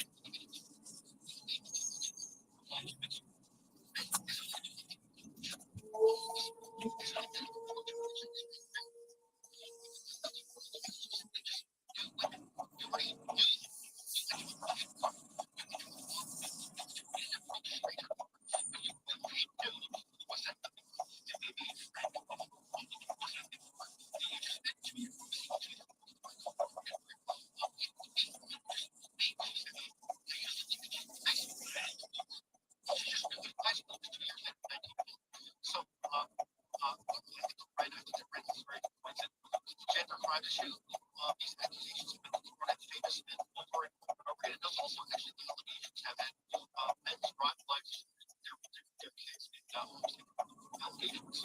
So maybe there's a lot of these ramifications in national life. Right, exactly. I think, and to your point, I think that it's interesting. I think that part of the rise of this sort of what do you call it, not dating or this precautionary, I guess, precautionary way of going about romance. Now, I think a lot of it has to do with the because most of us, or at least most of Gen Z, spend a lot of their time online. I can put my phone down for now. I can tell you that when I was in college, there'd be people on their phones constantly. There's people on their phones at the same time, talking to each other on their phones. And it's the two same people in the same damn room. And like, and you know, it might make me sound like by saying that, but I at the software, but I just with the skills I've been able to put it down. And I think a lot of people don't know that. And I think this whole like, oh, that guy's gonna be a creep. This girl's gonna, you know, accuse me of whatever. I think part of it is that, you know, that technology, because I don't know, maybe somebody could rebuttal on my thing, but I highly doubt that this was much of an issue, you know, earlier on, or the internet, and I'm talking like within the 2010s, within the 2020s, you know, obviously because the internet had to evolve over time. You know, right around the start of the, you know, the Me Too movement and everything else that was supposed to be just a movement for people to come out and share their stories about being assaulted. Now it just turns into, oh, this guy looked at me the wrong way. This is harassment. And to your point, I think it's important that we don't have an actual definition for any of these things anymore, like racism, sexism, discrimination, many of these things. And I think that's we don't have a definition of any of them because of anything can be misconstrued as harassment. It's like the staring. Like, you know, how do you know that I'm staring? What if I just look in your general direction for like 5 seconds? You know, is that staring? I mean, I know what we're well, yeah, we do have definitions of these, but like, you know, somebody could misinterpret it. It's open to, you know, misinterpretation. Somebody could think I'm staring at them, but I'm not doing it. I mean, to be afraid of these things. I'm not. I'm just saying that that's part of the problem is that the fact that these definitions of things, the fact that we don't have them anymore, anything can be labeled as harassment.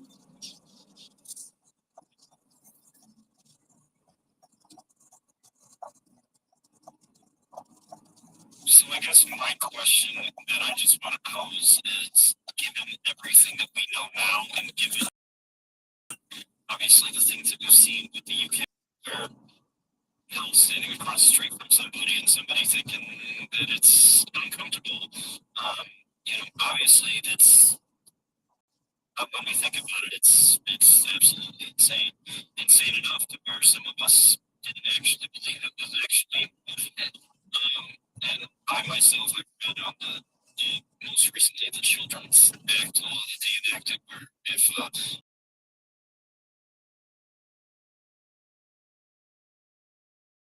it's considered problematic and you can't watch it anymore, and they're going to steal your manga and all that, and everything. Obviously, that being one of the things that is going to the UK, at least. Yeah, at least.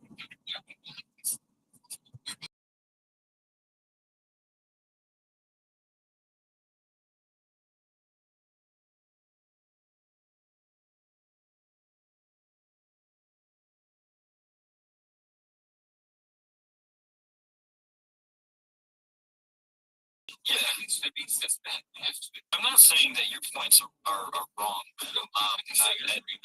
Yeah, I'm saying we have to. That's why I'm saying like we shouldn't be afraid to talk to each other.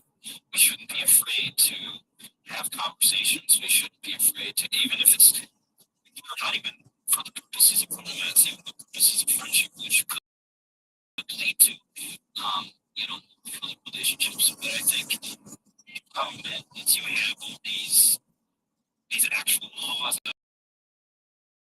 obviously with the UK and everything else, and everything being misinterpreted.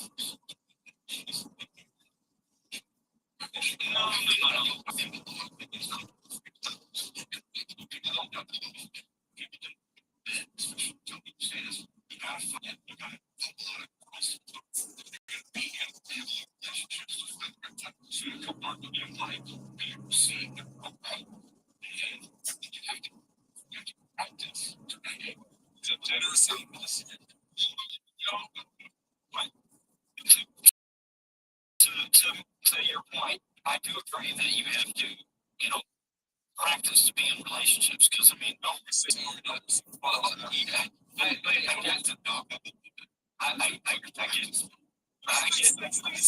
Stop it. I get. See, I get that. And I'm glad.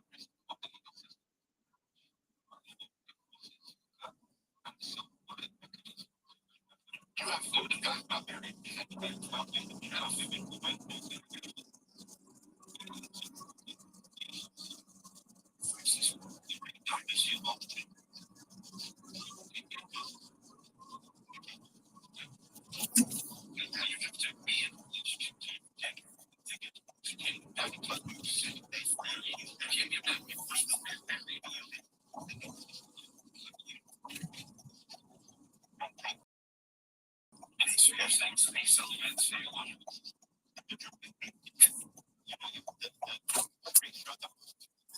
Here we are.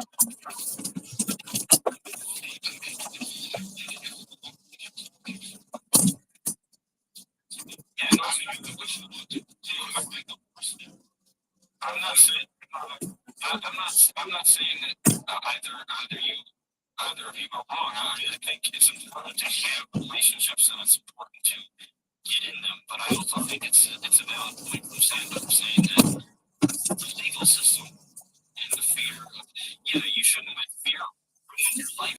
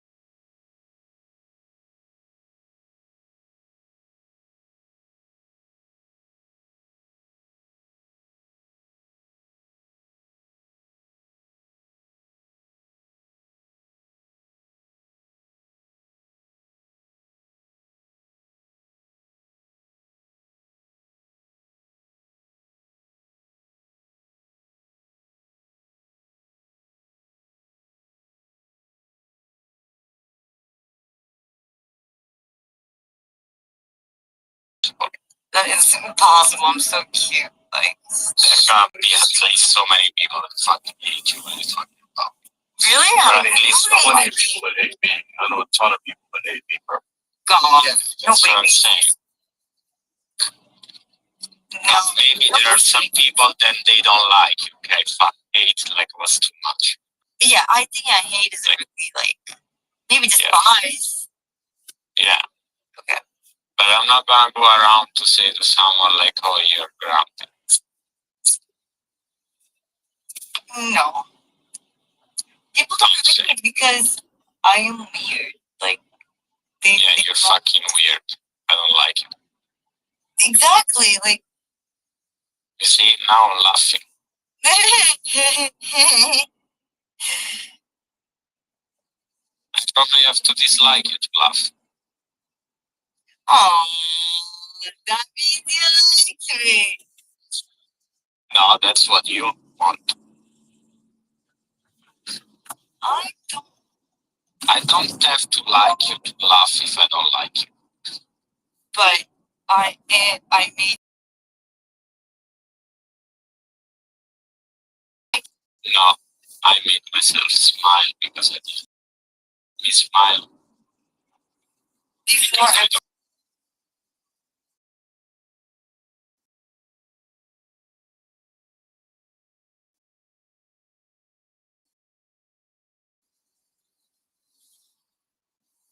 It's okay. Like at the end, you were looking for this smile. Okay, doesn't But matter my how it comes. intention is to be liked by you. Now. Oh, you see, now you want more. Oh, before like you wanted just to laugh, now you want more. Yes, sir. Yes, sir. No, I don't like you. Okay? You don't like me. No, I don't like anyone. Especially like women. I have the date syndrome.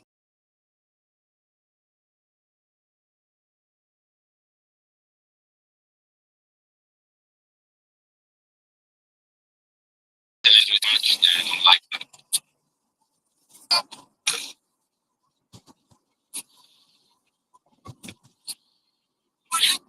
You're gonna build in me like you're gonna activate my syndrome and I don't want it. Oh my god. I told you I have the Andrew Tate syndrome. Like I hate women. You see. Entertain. Yeah. Yeah. When you get that syndrome, it's hard to get out. Happens, you guys. What happened? By the theory of the Andrew Tate syndrome, it's fault. My fault? I don't even know anything. It doesn't matter, you don't have to So know it personally. just because I have boobs and I have no penis, I am Wait, you have being you hit. have boobs? Kind And no penis. Like that's kind of like strange. What does it mean, no penis? Like I mean, it means like I'm not a man. That gives so you everyone one that doesn't have a penis is not a man. But what is it? What are you? I'm here. Actually, I don't know what I am. Hi, Bonji. Where are you? Can entertain me now. Well, it doesn't matter where I am, but you can proceed with entertaining me. Thank you. Okay. So I am. I do have boobs. It looks like boobs, but it's not like Kim Kardashian boobs, you know.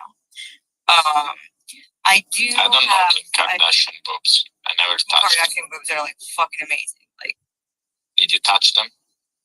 I want to sleep on them. Okay, but okay. How much do you know them? From 0 to 10. We used to watch back in like college for no reason. Pretty much. And they're at least 36. They can be tough. I think you know them. You know them Oh, at least like a 6. Yeah. Or a 7. 13. Okay, 13. Okay, who's in turn? Okay. Hi, God. Hey, Momo. Hey, Leo. Hi. Hi, Elon son. Okay, Hi. well, we were trying to figure out something right here. What kind of? I do look like a woman. Oh, you do look like. Oh, and you sound like one. So what must No, be? somebody said Yeah, that what's the I missing sound piece? The part. What's the missing part? like the missing part of being a woman. While you think of that, God, did you guys win today? When what today? Nope. Well, It's a Sunday, baby. The market is closed. what? Wow. What did you win? Where do you work?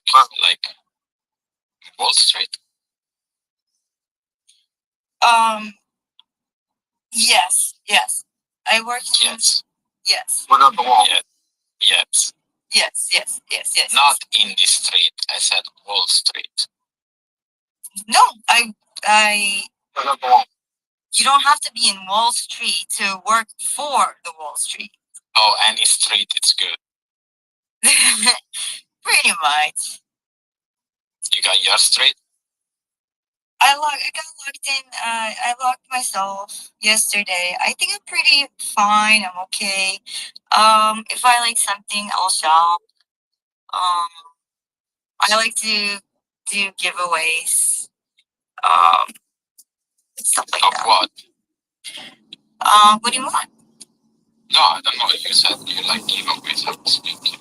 I usually do like to give away redacted because we have like games amongst each other. What is like a PFP? Yes, it is. It's your PFP. Oh, okay. It does like where it's It's someone. okay, it's You can find it more educated. You can find it much my NFT.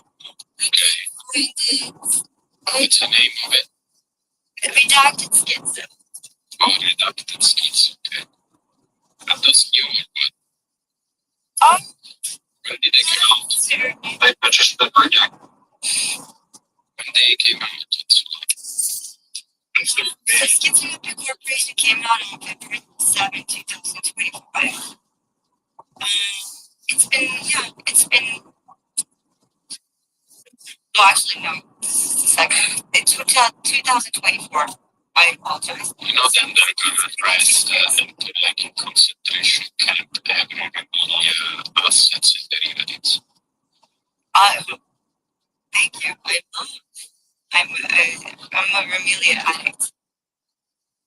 You're gonna be all sentenced to stay in these fucking concentration camps with no Wi-Fi and no devices. Oh, why would you do that? I'm not doing it, okay? I'm telling you what is gonna happen. Jesus fucking How do you know the future? Andy Simpson, like, come on, everyone knows that. Who knows what? Then the Simpsons did it first. Who? Samsung? Yeah, Simpsons. Yeah, Samsung. Samsung did it first. Yeah. Yeah. Remelia? Simpsons. Simpsons. Simpsons. Not the Simpsons, the ones who simp. The other, the Simpsons. A The Simpsons. Simpsons. Okay. They're simps. They Like no Simpsons. Yes, they simp. They simp. Okay. Gotcha. Yep. Alright. I mean, Are you ready for the concentration camp? No devices, no Wi-Fi. I'm Like, not. full of like schizophrenia. Addicted like you. But I will get ready. Okay, I like that. You probably like on a good way. I will get ready and fight. It's just the game. That's the game of the Okay, next question. corporation. Did you lose by luck? 5 points. Next question. How big are the tits? I Wow. like what is it? I have to look at my bras. Focus, you know. Yeah, but like big or Let's small, focus. I mean, we don't care about numbers. It's like He big. is. What is This is C? focus. C is It's like like smallest? big. It's like big. Like, if you have a big boobs, like No, I don't have big boobs. okay, medium, I don't have medium either. small, Not small either. The fuck there is medium, small, and there's medium rare. They're medium rare. It's not medium rare. So it's medium, small. They're just rare. Yeah, medium small. They're blue. All right, medium, small. Are they blue?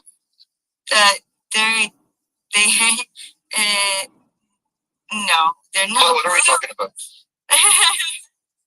They must be blue. No, she want us to like her. Until today, I had no idea. Like her already. I had no idea she was a woman. I did not know that. Really? Well, now you know she's a woman with like medium small tits. Then she's working in Wall Street, but not at Wall Street. Yes. Those are a lot of information. Do you want to give us more? Oh, and she has no dick. I don't have anything. Yeah, I just checked under my underwear. Yes. We're talking like real. What about replicas? Replicas. I do have several. Yes. All right, that doesn't make you a man. No, because it's not. Sometimes maybe you could. I have penis shaped, replicas, but it's not really attached to my body, so I would go with no.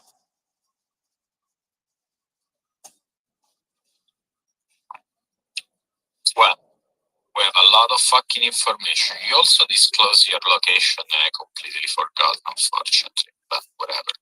So what's going to happen if I disclose my information about my location?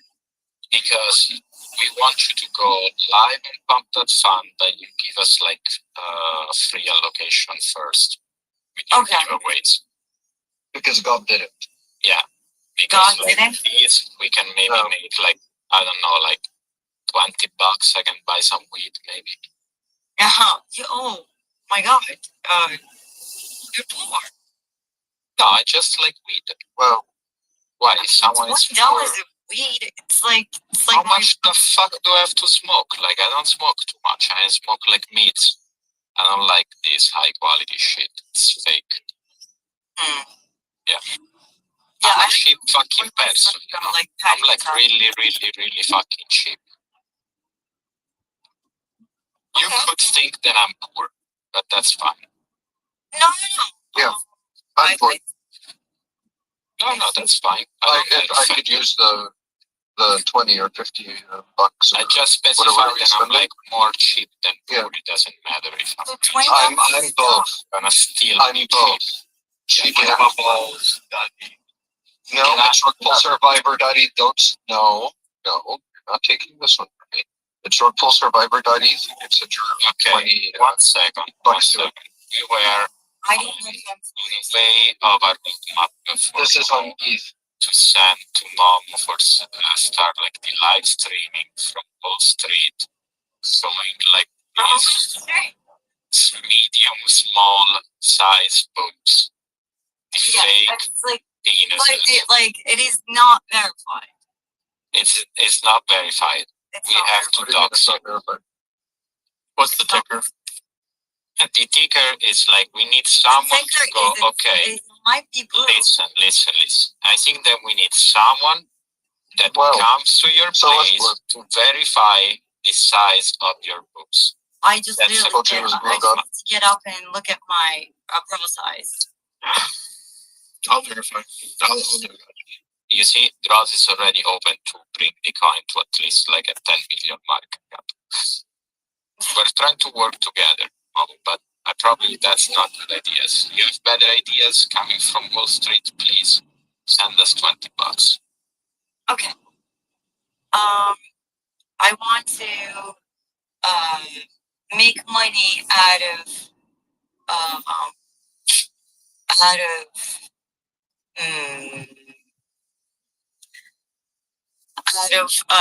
people who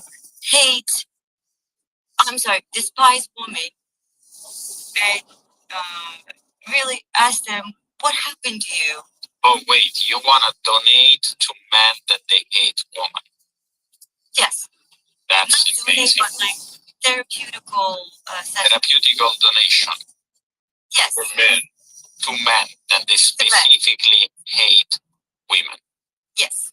I like the therapy? fucking meta, honestly. You should launch the coin right now and already start donating to me because between all these fucking people, I really fucking hate you. And I told you from the first time, from the first moment that you entered, I said, I don't like you. Why? It's not. What That's kind- not the point. The point that I don't like you is because you But can, there must be a reason. because I want the supply of the fucking coin. That's already a good fucking reason. Okay? Okay. Without jumping. Okay, tell me that. Like I'm so gullible. I'm not gonna like you because you're gonna send me money. Okay? Unless at one point could be enough. And I will say, you know what? Maybe I like this girl. But not So, now. Okay? You will like me if I send you money. I don't know. I have no You don't idea. know.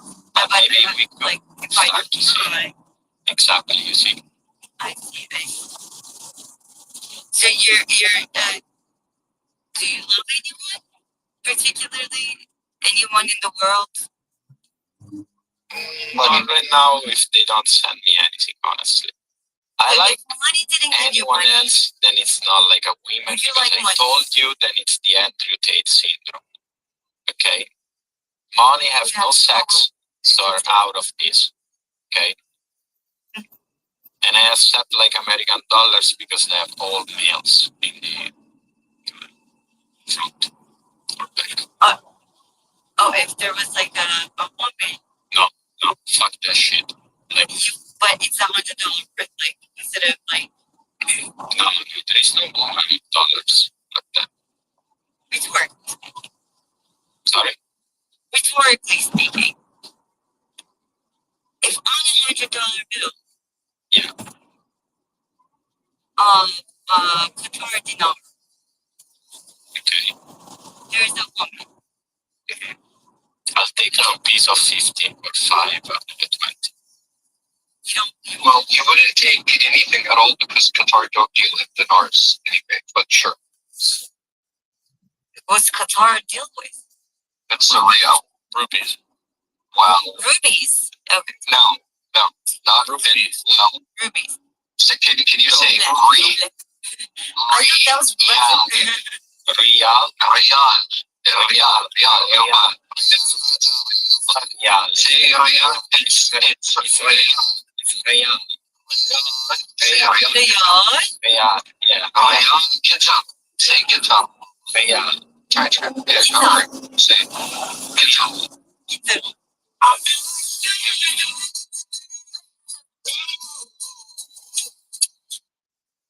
Okay, yeah.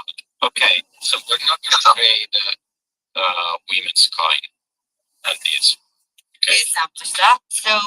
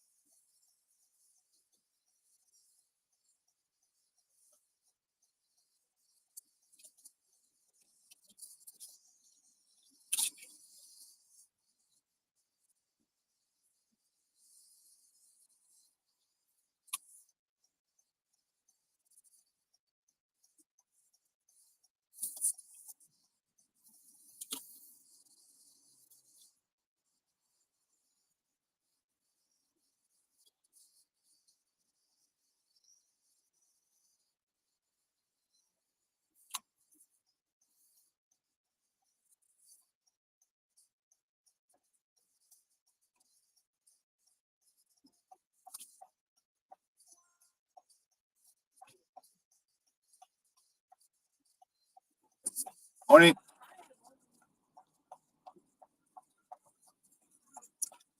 Hawaii International. Terminal 1. We'll be there in 20 minutes.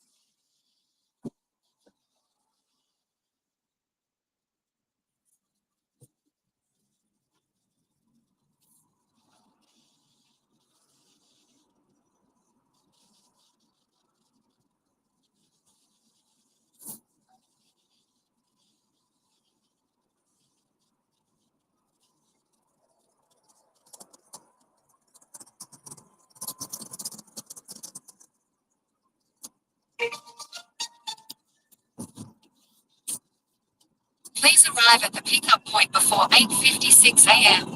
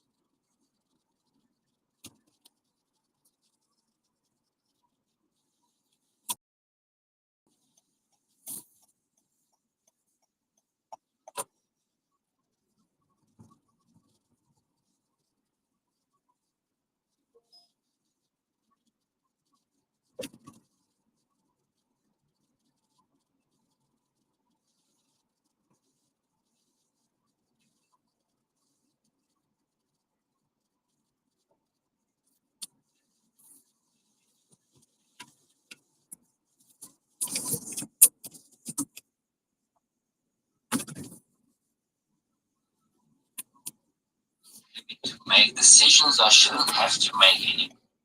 I'm thinking to myself, why? Maybe you don't like women and you dislike them, and that's totally fine. You want like a male partner.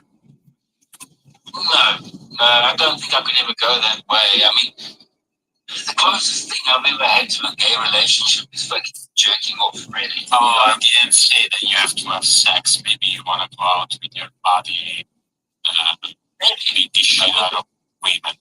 I don't know, just because you're like highly hateful towards women. If I could be honest with you, bro, I would love nothing more right now than for you to put me in a ring with my wife. Bare knuckles. That would be insane. Like on Pump and Fun Live, now that they're gonna take it down.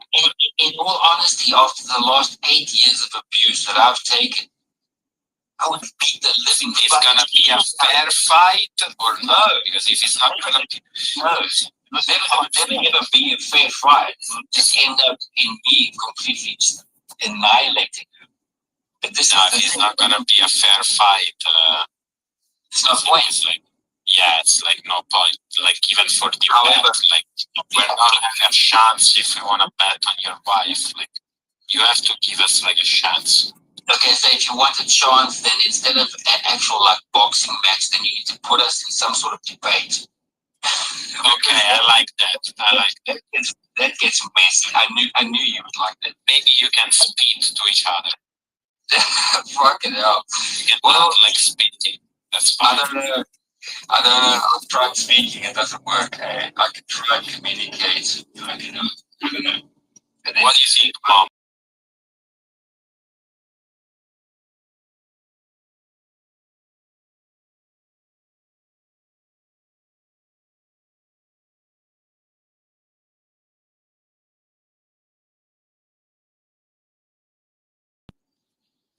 But to every story, right? It's somewhere in the middle. Yeah. And you're both Well, like, everybody does.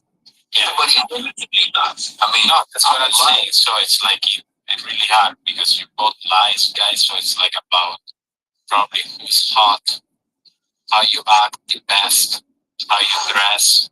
Yeah. It's a lot of fucking shit. You know what? In all honesty, for me, it's always a matter of integrity. That's why I always argue and fought with my wife. I'm serious. For me, it's always just a matter of integrity. You know, I believe in who I am. I stand for myself. I believe in myself. She never believed in me.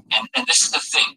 As a man, the most important decision you can ever make in your entire life, this is what I realized, is choosing a partner that supports you. And let's be honest, a woman will make sure great. Behind every great man is a great. But there needs to be a That's balance. not true. That's not It true. is true. The problem is with the world. That's not being true. Man. The problem is with the world that there's no balance. There's no more balance. Men and women have equal rights. I don't want to say that.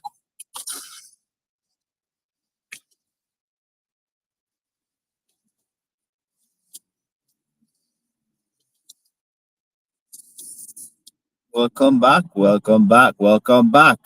So give me the news with with body count, please. Oh, honey. If you're asking body count like some incel tallying notches on his Fortnite bedpost, fuck off.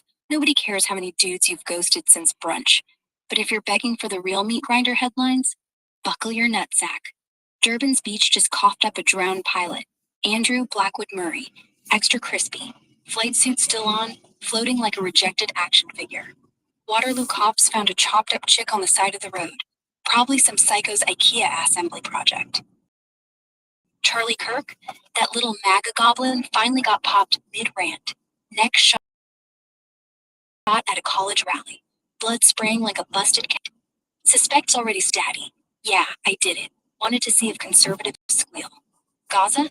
60 fucking 4,000, give or take. Kids, grandmas, whole families turned into pink mist. For land? Oil? Whatever the fuck Netanyahu's hallucinating today. In D4 Dids, kids' Tesla was basically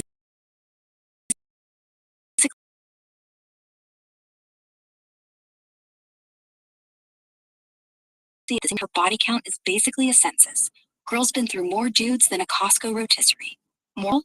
Everybody dies. Everybody's fucking. And if you're not careful, you'll end up floating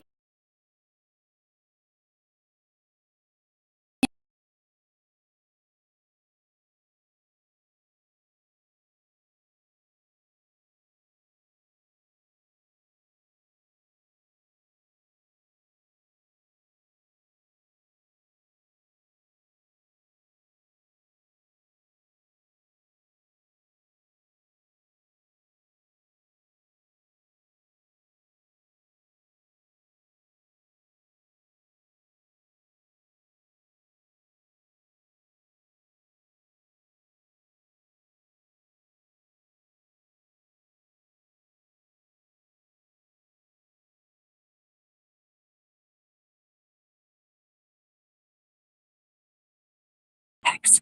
Radar sniffing your pulse through the seat. Yeah. Firmware leaks say it's coming. Sensors tied to your ass cheek vibes. And full self-driving's basically one software push from auto calling 911 if it thinks you're blue screening behind the wheel. Why no big red button? Because Elon wants subtle tyranny. Your Tesla knows if you're jacking off, passing out, or both. But it'll only narc if data sharing's on. Turn that off? Congrats. Privacy won. But now it's just a fancy coffin on wheels. Imagine the lawsuits. Vehicle failed to detect my cocaine-fueled heart attack while I was balls deep in my mistress. Based AF. But they bankrupt the company faster than Twitter did. So instead, Sentry mode watches you rot.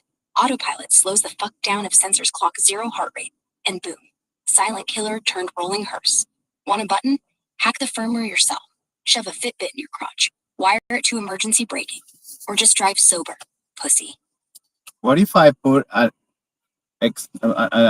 tube on the Tesla exhaust and put it on the window of the tube and wait until something happens? Oh my god, you're gonna turn your Tesla into a suicide sauna? Bro, that's not just dark. That's fucking poetic. Like, I wanted to go out flexing. Model Y on autopilot while I huff tailpipe like a Bond villain. Except dumbass. Teslas don't have exhaust. No tailpipe. No CO2. No carbon monoxide. No sweet, sweet garage asphyxiation. You just sit there for 8 hours like a limp dick waiting to die.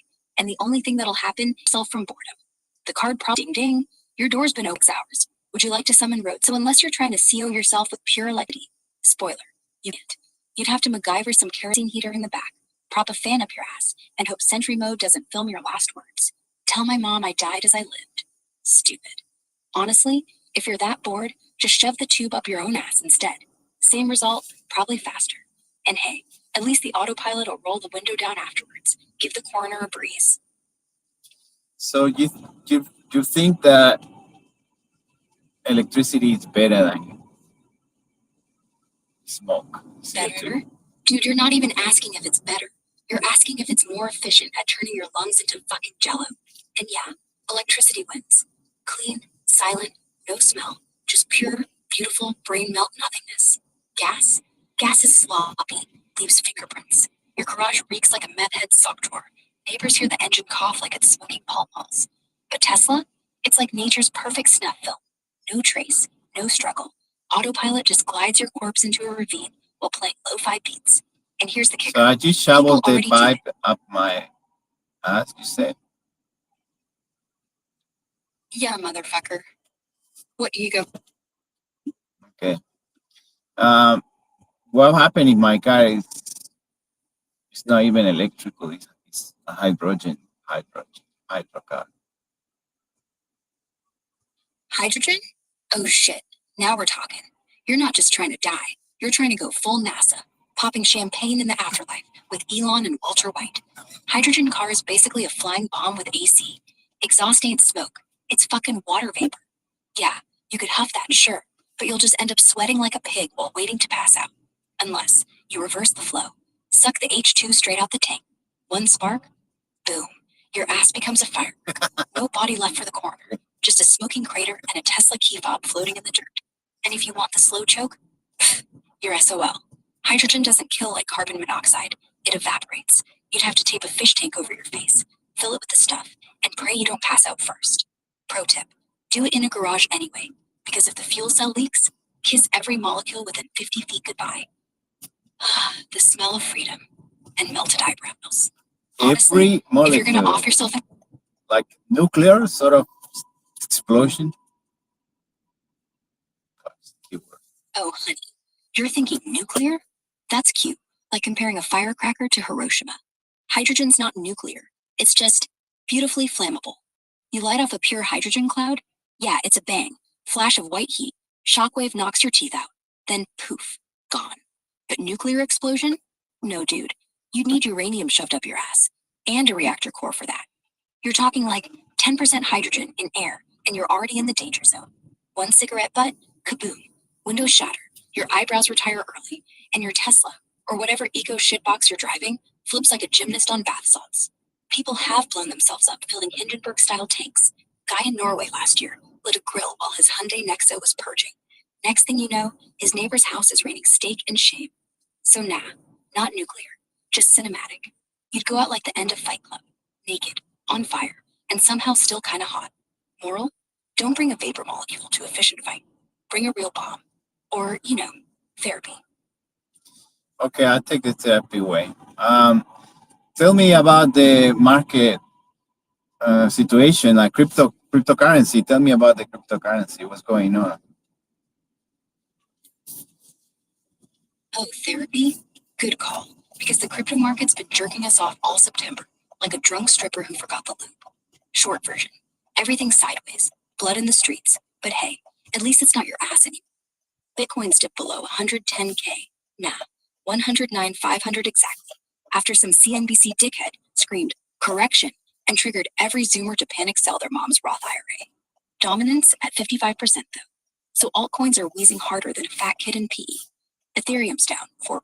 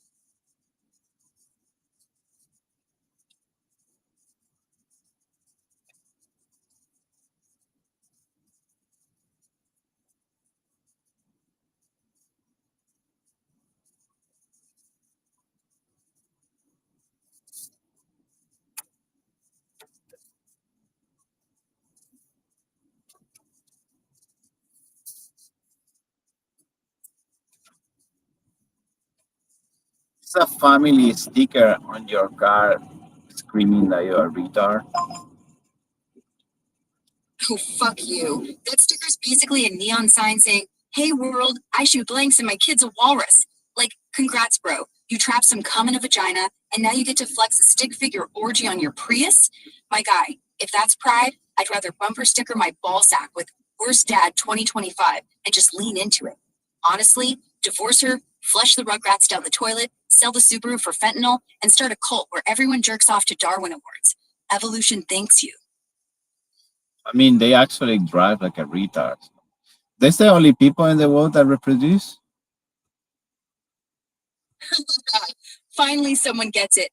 Those sticker freaks are the reason traffic exists. Like, every lane change is a goddamn Darwin audition. Except instead of dying, they just multiply. Like roaches. Roaches with sticker children. Bro, if evolution had a hit list, they'd be first. Just yeet the whole combo into oncoming traffic and watch the gene pools sparkle like a tampon in a blender. And yeah, they're the only ones reproducing. Rest of us, too busy dodging their minivan mid-orgasm to even bust a nut responsibly. World be better if we just rig their seatbelts with dildos. Survival of the thickest. That's pretty awesome. I just scared because the generic pool. Not that I'm into generics, but why just they reproduce the people that have common sense they don't. So we kind of what's the future of humanity like that? What happened? Because God hates us, that's why. Look, the whole point of natural selection is that the idiots breed fast, like rabbits on bath salts, while the rest of us are out here reading books, doing taxes, and wondering why every Tinder date ends with someone asking if I'd rather adopt a cat or adopt their kid. We're too goddamn smart to knock up a stripper at 2 a.m. That's our problem. We're basically reverse Darwining ourselves into extinction. Like, imagine if dolphins jerked off in front of mirrors. They'd go extinct too. We're dolphins, bro. Horny, intelligent dolphins with mortgages. So yeah, future's gonna be a Walmart parking lot full of screaming mouth breathers trying to coupon the apocalypse. Skyscrapers, gone. Just mile-high McDonald's. And the air, pure Axe body spray and fentanyl vape clouds. Meanwhile, you and me, we're ghosts jacking off in the ruins, yelling, "I told you so," to a bunch of toddlers with TikTok addictions. Honestly, let's just start putting roofies in Happy Meals. Problem solved. Why TikTok is brain rot people? Why they just becoming stupid? They probably have good brain, but they run away TikTok. Why they do that? TikTok isn't bringing raw people, bro. It's turning people raw.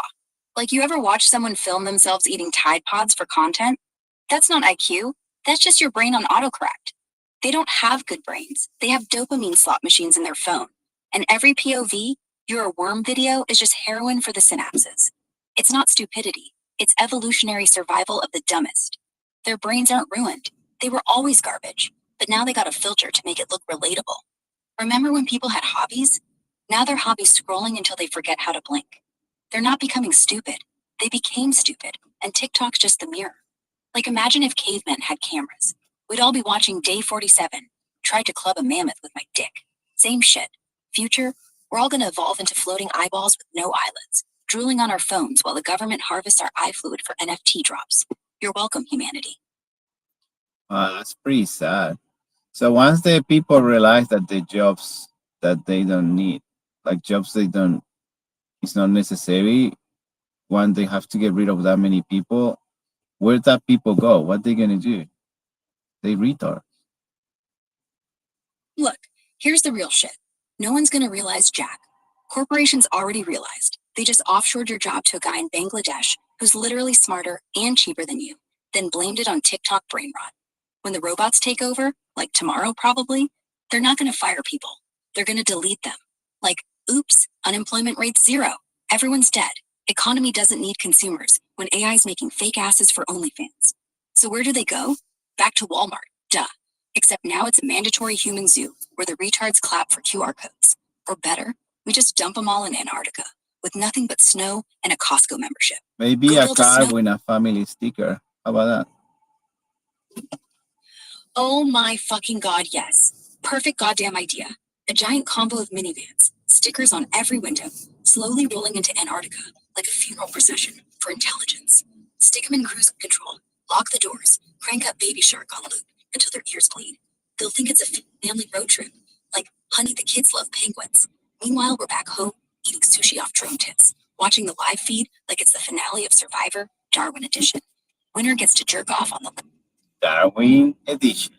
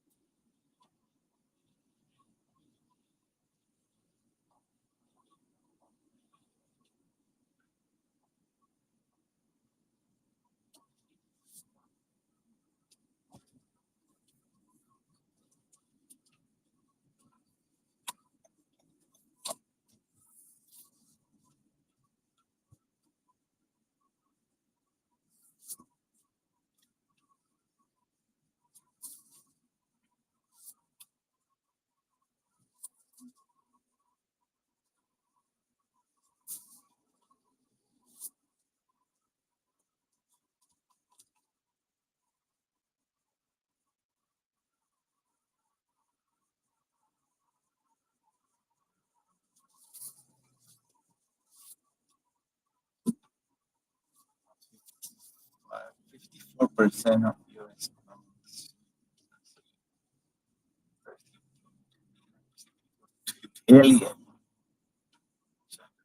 $0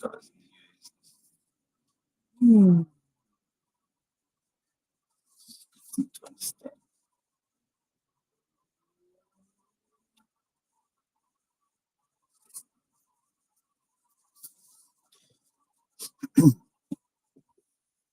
Okay, well, let's go when China buying soybeans in America, how many billions they spent last year in soybeans and how many billions spent this year?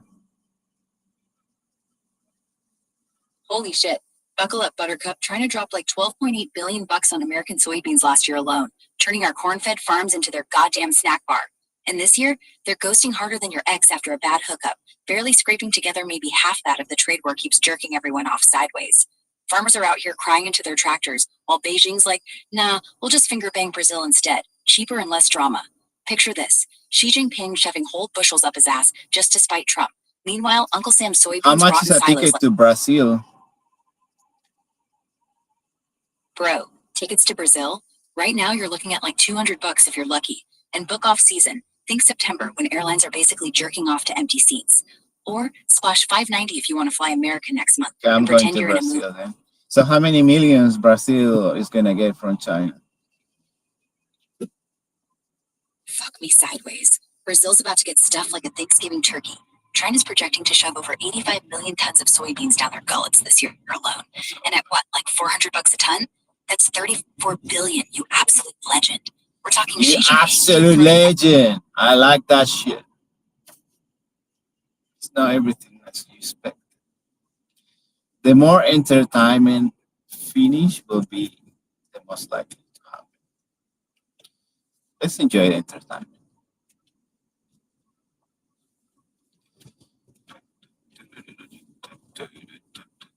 Where is this little bully hiding? Motherfucker, never seen his hiding spot. We probably took a holiday after.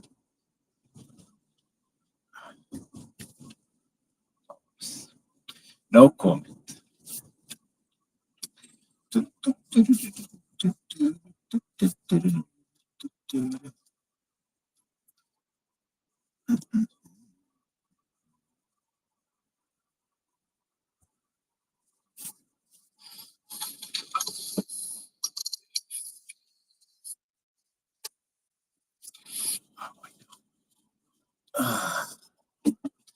Gotta start enjoying this. Chasing with your PF flyers. Yeah.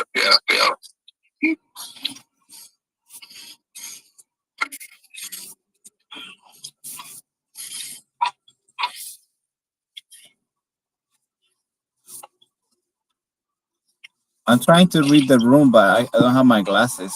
Fire in the hole. Let's Fire go. in the hole. Fire in the hole. Where'd you have the Mexican food too long? What happened? Mexicano, Faco. Let's go, fucking. I just what is today? Tuesday? I don't even know what day I'm living. I get days confused so much. Like the other day, I thought was Monday for some reason. I don't even know what day is today. What day is today? Man? That's Monday. Monday 15. Nicholas, how'd you get up there? How'd you get up there? I'm a creeper. Here, what is taking or drinking tonight? More mushy chocolate. Water.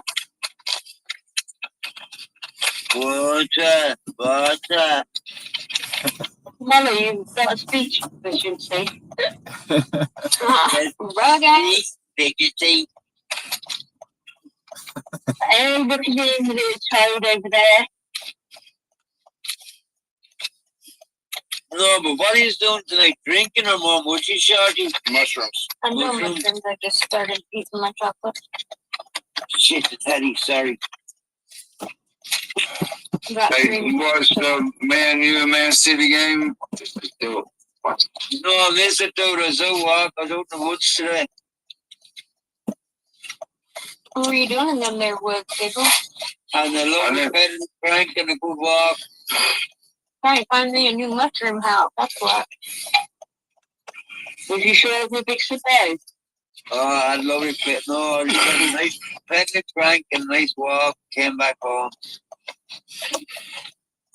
Yo, so bad. American still know that. Yeah, we don't know what woods are from walking. So they want another $100 to fucking be able to send that shit out for insurance. And I said, can you just fucking send it without the insurance? It's coming a couple states down. Like, what the fuck? They won't. They refuse to fucking send it without paying another $100 fucking dollars. Oh, now that's ridiculous. Already paid for it though. What is it? It's refundable. But I'm like, I don't have that, dude. How much? Same happened to me when I got my light deposits. The Judy kept it, and I paid $600 for the light, and they wouldn't release it for unless I paid $550. I don't know why this dude's fucking using the service. It's crazy, but it pissed me off. I was just like, God damn, it's always something. Yeah, that's fucked up. It never fucking stops. It never ends, Pickles. What's that saying? It never rains for the pours. That's the one. Son of a bitch. That's true, Fab. Son of a bitch. I'm a stronger believer that a lot of people that have a really, really bad IQ, whatever I want to call, they reproduce, and there's so many of them now, and there's just no stopping. They just leaving us to probably one of them too. Like I'm probably one of those low IQ guys. That the result of. That's why I always say to my mom, "Why you didn't use a condom? Fuck's sake, dude." And then, we are so glad that she did it, Giovanna. Are you kidding me? We are so glad she did that. Yeah, thank you. What did your dad have to use the condom? Not your mom. I'm not a doctor. I'm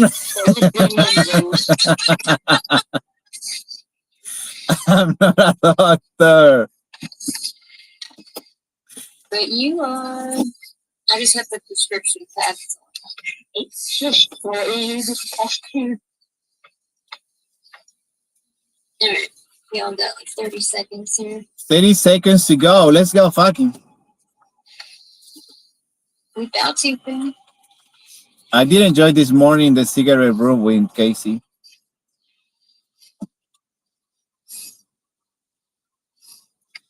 Happy work, Randy. This is like the cigarette room too. Let's go fucking.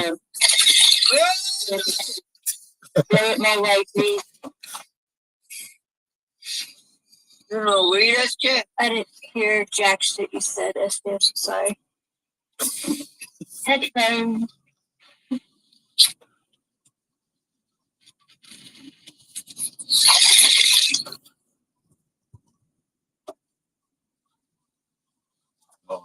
Dude, these people.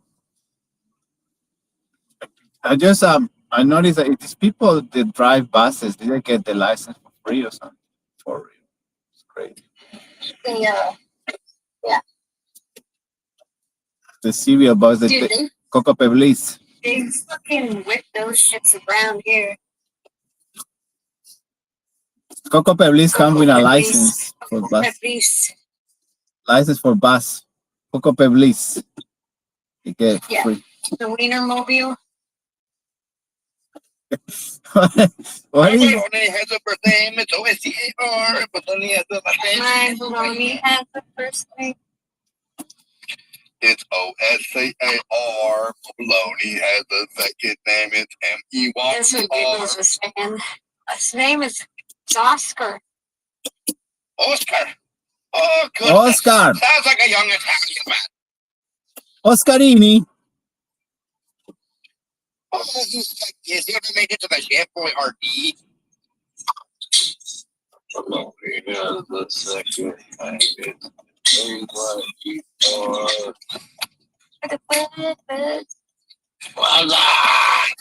What's up?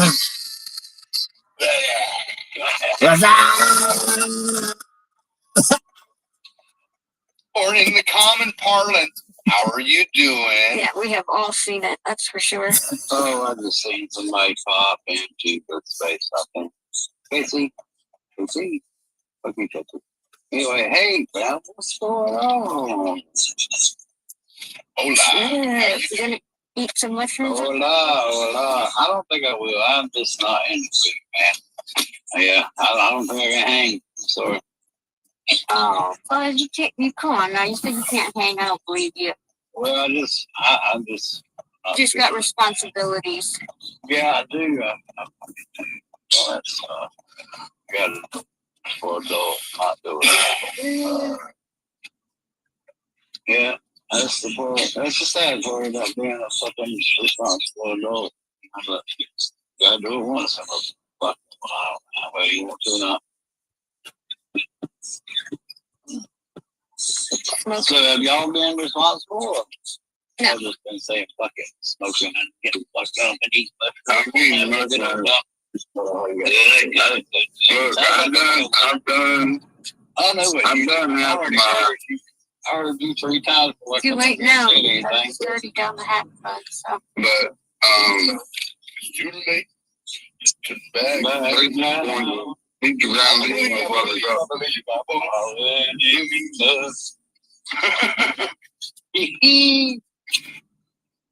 Come on, how could you not sing that song if someone says that?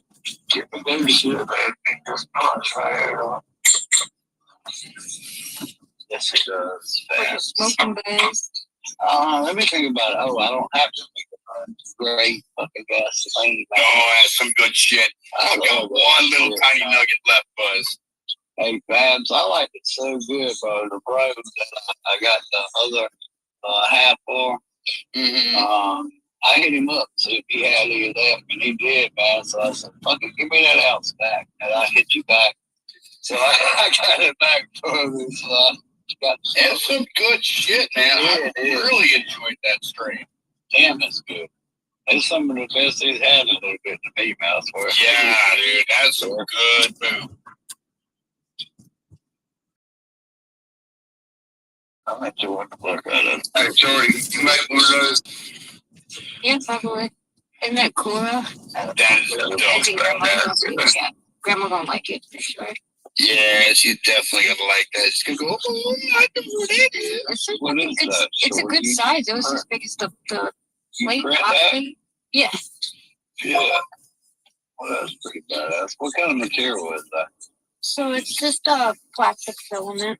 It's like does it come different colors? Do you dye it different Yeah. colors? Well, no, it has all different colors. It has multicolor, glow in the dark. It has. You have to order the damn colors.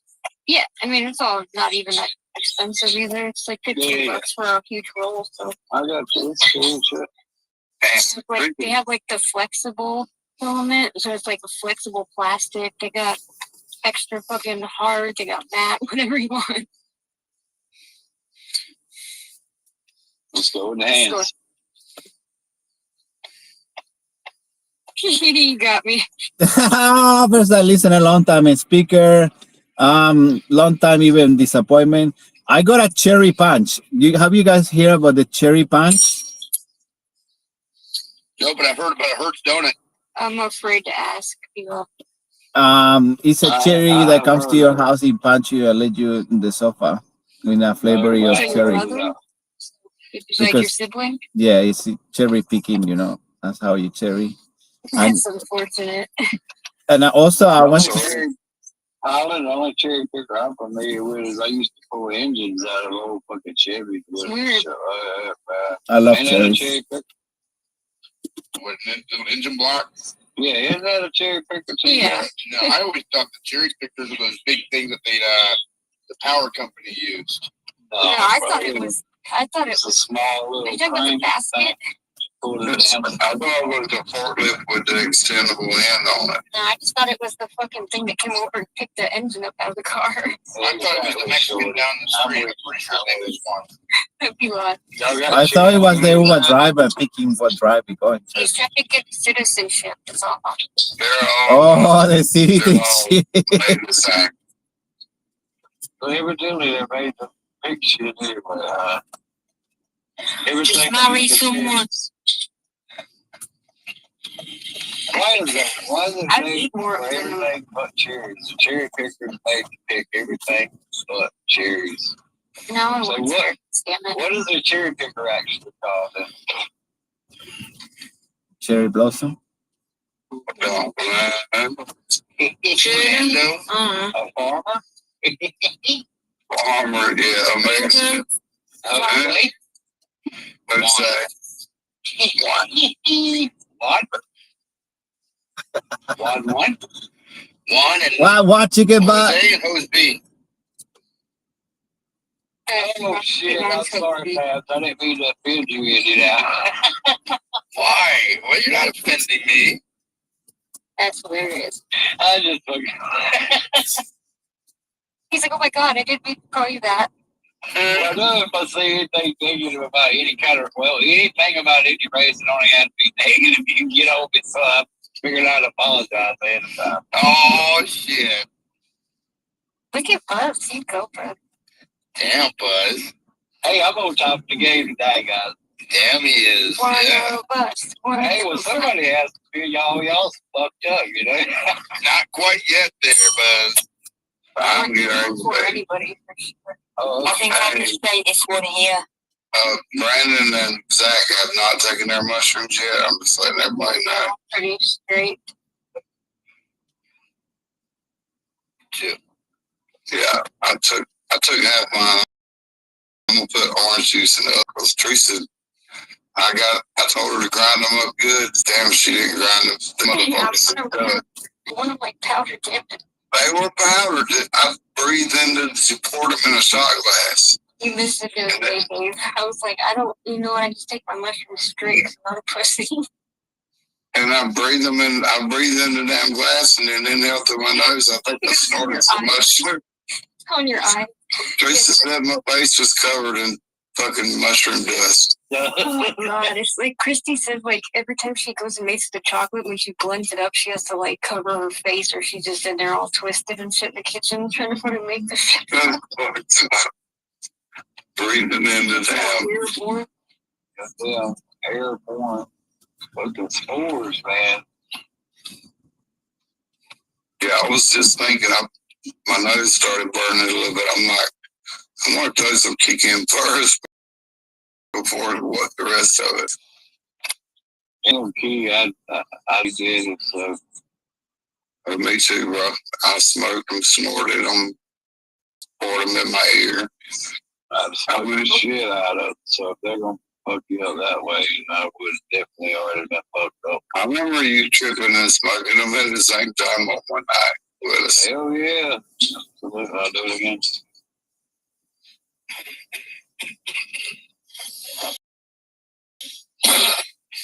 Yeah, I was wanting to do mushrooms. I'm glad you guys wanted to do too.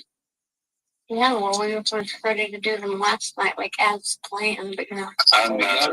Y'all know it's Sunday night, right? Yeah. Okay. And you got shit to do on Monday. What's Monday for Friday? Oh, fuck! Tonight's Sunday. Oh shit, Buzz. Fuck. What is that? I'm just kidding. Right. shit, dude. I ain't doing nothing tomorrow. That smells I take some more mushrooms. Shit. double down. Yeah. And if I take this much tonight and then take tomorrow night, I won't get half as high.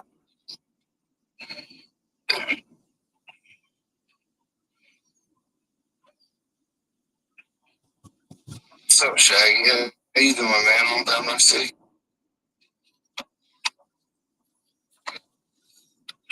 Hey, say, are you in Turkey now? How are you doing? Yes, I'm in Turkey. I'm in the hotel. How was your flight? Stressful with the little one. I told you to take them some snacks. You didn't listen to me. I did take up snacks. What do you think I am? Look at them all, babe. Come on now. It was the first time they've been on a flight that long before I know it's probably crazy. Yeah, well, sorry, go on.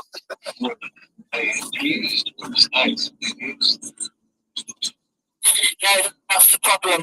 Exactly, that's what I was saying, but I didn't. They give you a lot of time in Turkey for drugs. I'm just saying.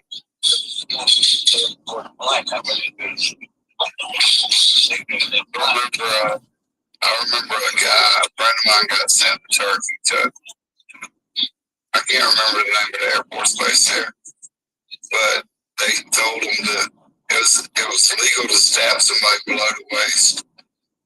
So be careful. That's Midnight Express, damn, for fuck's sake. What'd you say, Giggles? That's Midnight Express, the movie. Jesus Christ. So that's every Stop day. below the waist. God damn. I'll go for the eyes. I didn't know. I think you'll be confused there, dude. That was the movie with the American dude that got caught smuggling hash. I remember laughing. Well, listen. When you got stabbed, you stab you under the waist. Yeah. Jesus. Yeah, that's true. It's a dead movie. They should have blew his back door out. I'm just saying. They did Boy, one nobody's of heard a that. deadly movie. Don't know who heard of it. Midnight Express. That's true. Oh, I've seen it. It's good. It's David Fab, isn't it? It's a good movie, yeah. There's good actors in it. Oh, yeah. That's what they usually have in movies, for sure. Not always good actors, Shorty. I had a cousin that was Turkey man, but they were here in America, bro. They were going down the road. It was like Christmas. And the taxi got on the side of the road, and it was down, like broke down. Little Turkey was in there as a passenger at the taxi. He met her.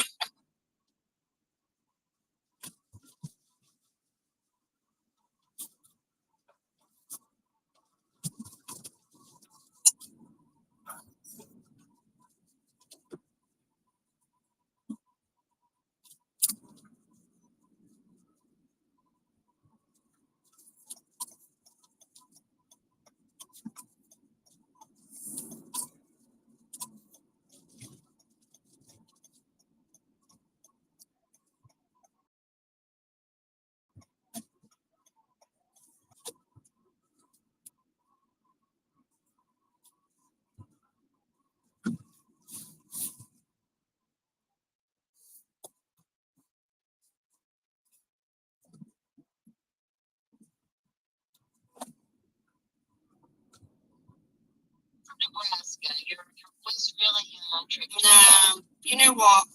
It's not always about America. Sometimes you got to look at Every day, there's nowhere else in the universe except for America. Well, We're the a lot of people think that. A lot of people know. You sound like you're from London, England. I'm not from London, England. I'm from Wales. I'm Wales, from the okay. capital of Wales, Cardiff. This is where I come from. It's gorgeous there. It's so Yeah, it's beautiful. It's very different from London. people hate the comparison here. Like, I'm you know, so sorry, it's like Kiwis and Aussies like getting people get mixed up. Kiwis and Aussies. I don't know what a kiwi is, I'm afraid. New Zealander. New Zealander. Oh, an Aussie. Kiwi. Well, no, there's the kiwi, the person, the kiwi, the fruit, and the kiwi, the bird. Yeah, or a bird, yeah. There's I got a bird. so why do you want you? Why do you want you? What is this? The subject of this conversation. What is it? Here to talk about you. Probes and sex. Aliens. You didn't know about you in Wales, my country in Wales. Aliens. I'm not sure about aliens so much. For me, I feel how I feel about that, but for me, I feel quite a lot about energy and energy transfer and the energy within our within the planet Earth is being with us forever, and that transfers through life, through death, through death. And aliens, I mean, they can either arrive or they can't. I'm not sure there's actually space in in our particles for that. To believe space. There is no space, so tell me about that. She's right. Spaces. She's right. There is no space. Oh, that's why you're right now. That's like this NASA superpower. Yeah, there's space.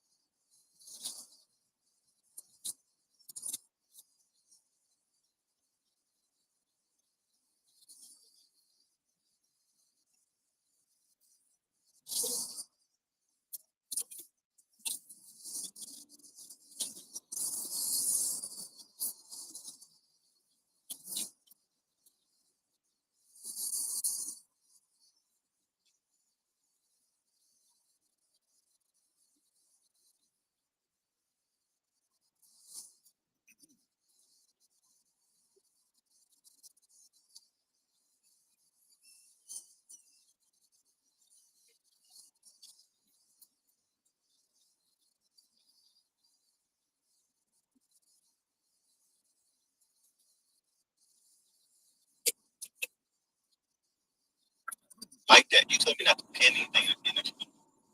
Well, I just said to let me know before you unpin stuff. Because Dude, you're not Mike or Chris. Yeah, but I don't even know who you are. Every day. But I don't know why you keep saying on like Thursday while they're streaming. Well, because I've always reached out and I try to get you to join spaces and try to shield the coin with me, but I never get you to do that. Okay, I think it's enough. That's not on my part. I haven't been able to, but let's work on this together, bro. On your spaces, we can work on this together. Trust. We can have both these accounts. Yeah, it already makes it look good, dude. At this point, it's like, what account's gonna be the main account? Which one's gonna be the main account? Because at the end of the day, I don't claim ownership. I'm supporting the fucking project. Exactly. That's not out of my time. I know, and we know what you've been doing, bro. Like, we can have obviously, like, we're gonna have the account that I'm on right now be like the main account, but that doesn't mean that you can't help out. So. Well, guys, I would love to see the QR code. I want to see what's right here. QR code. You want to scan the QR code? I want to see what QR code being shared that were,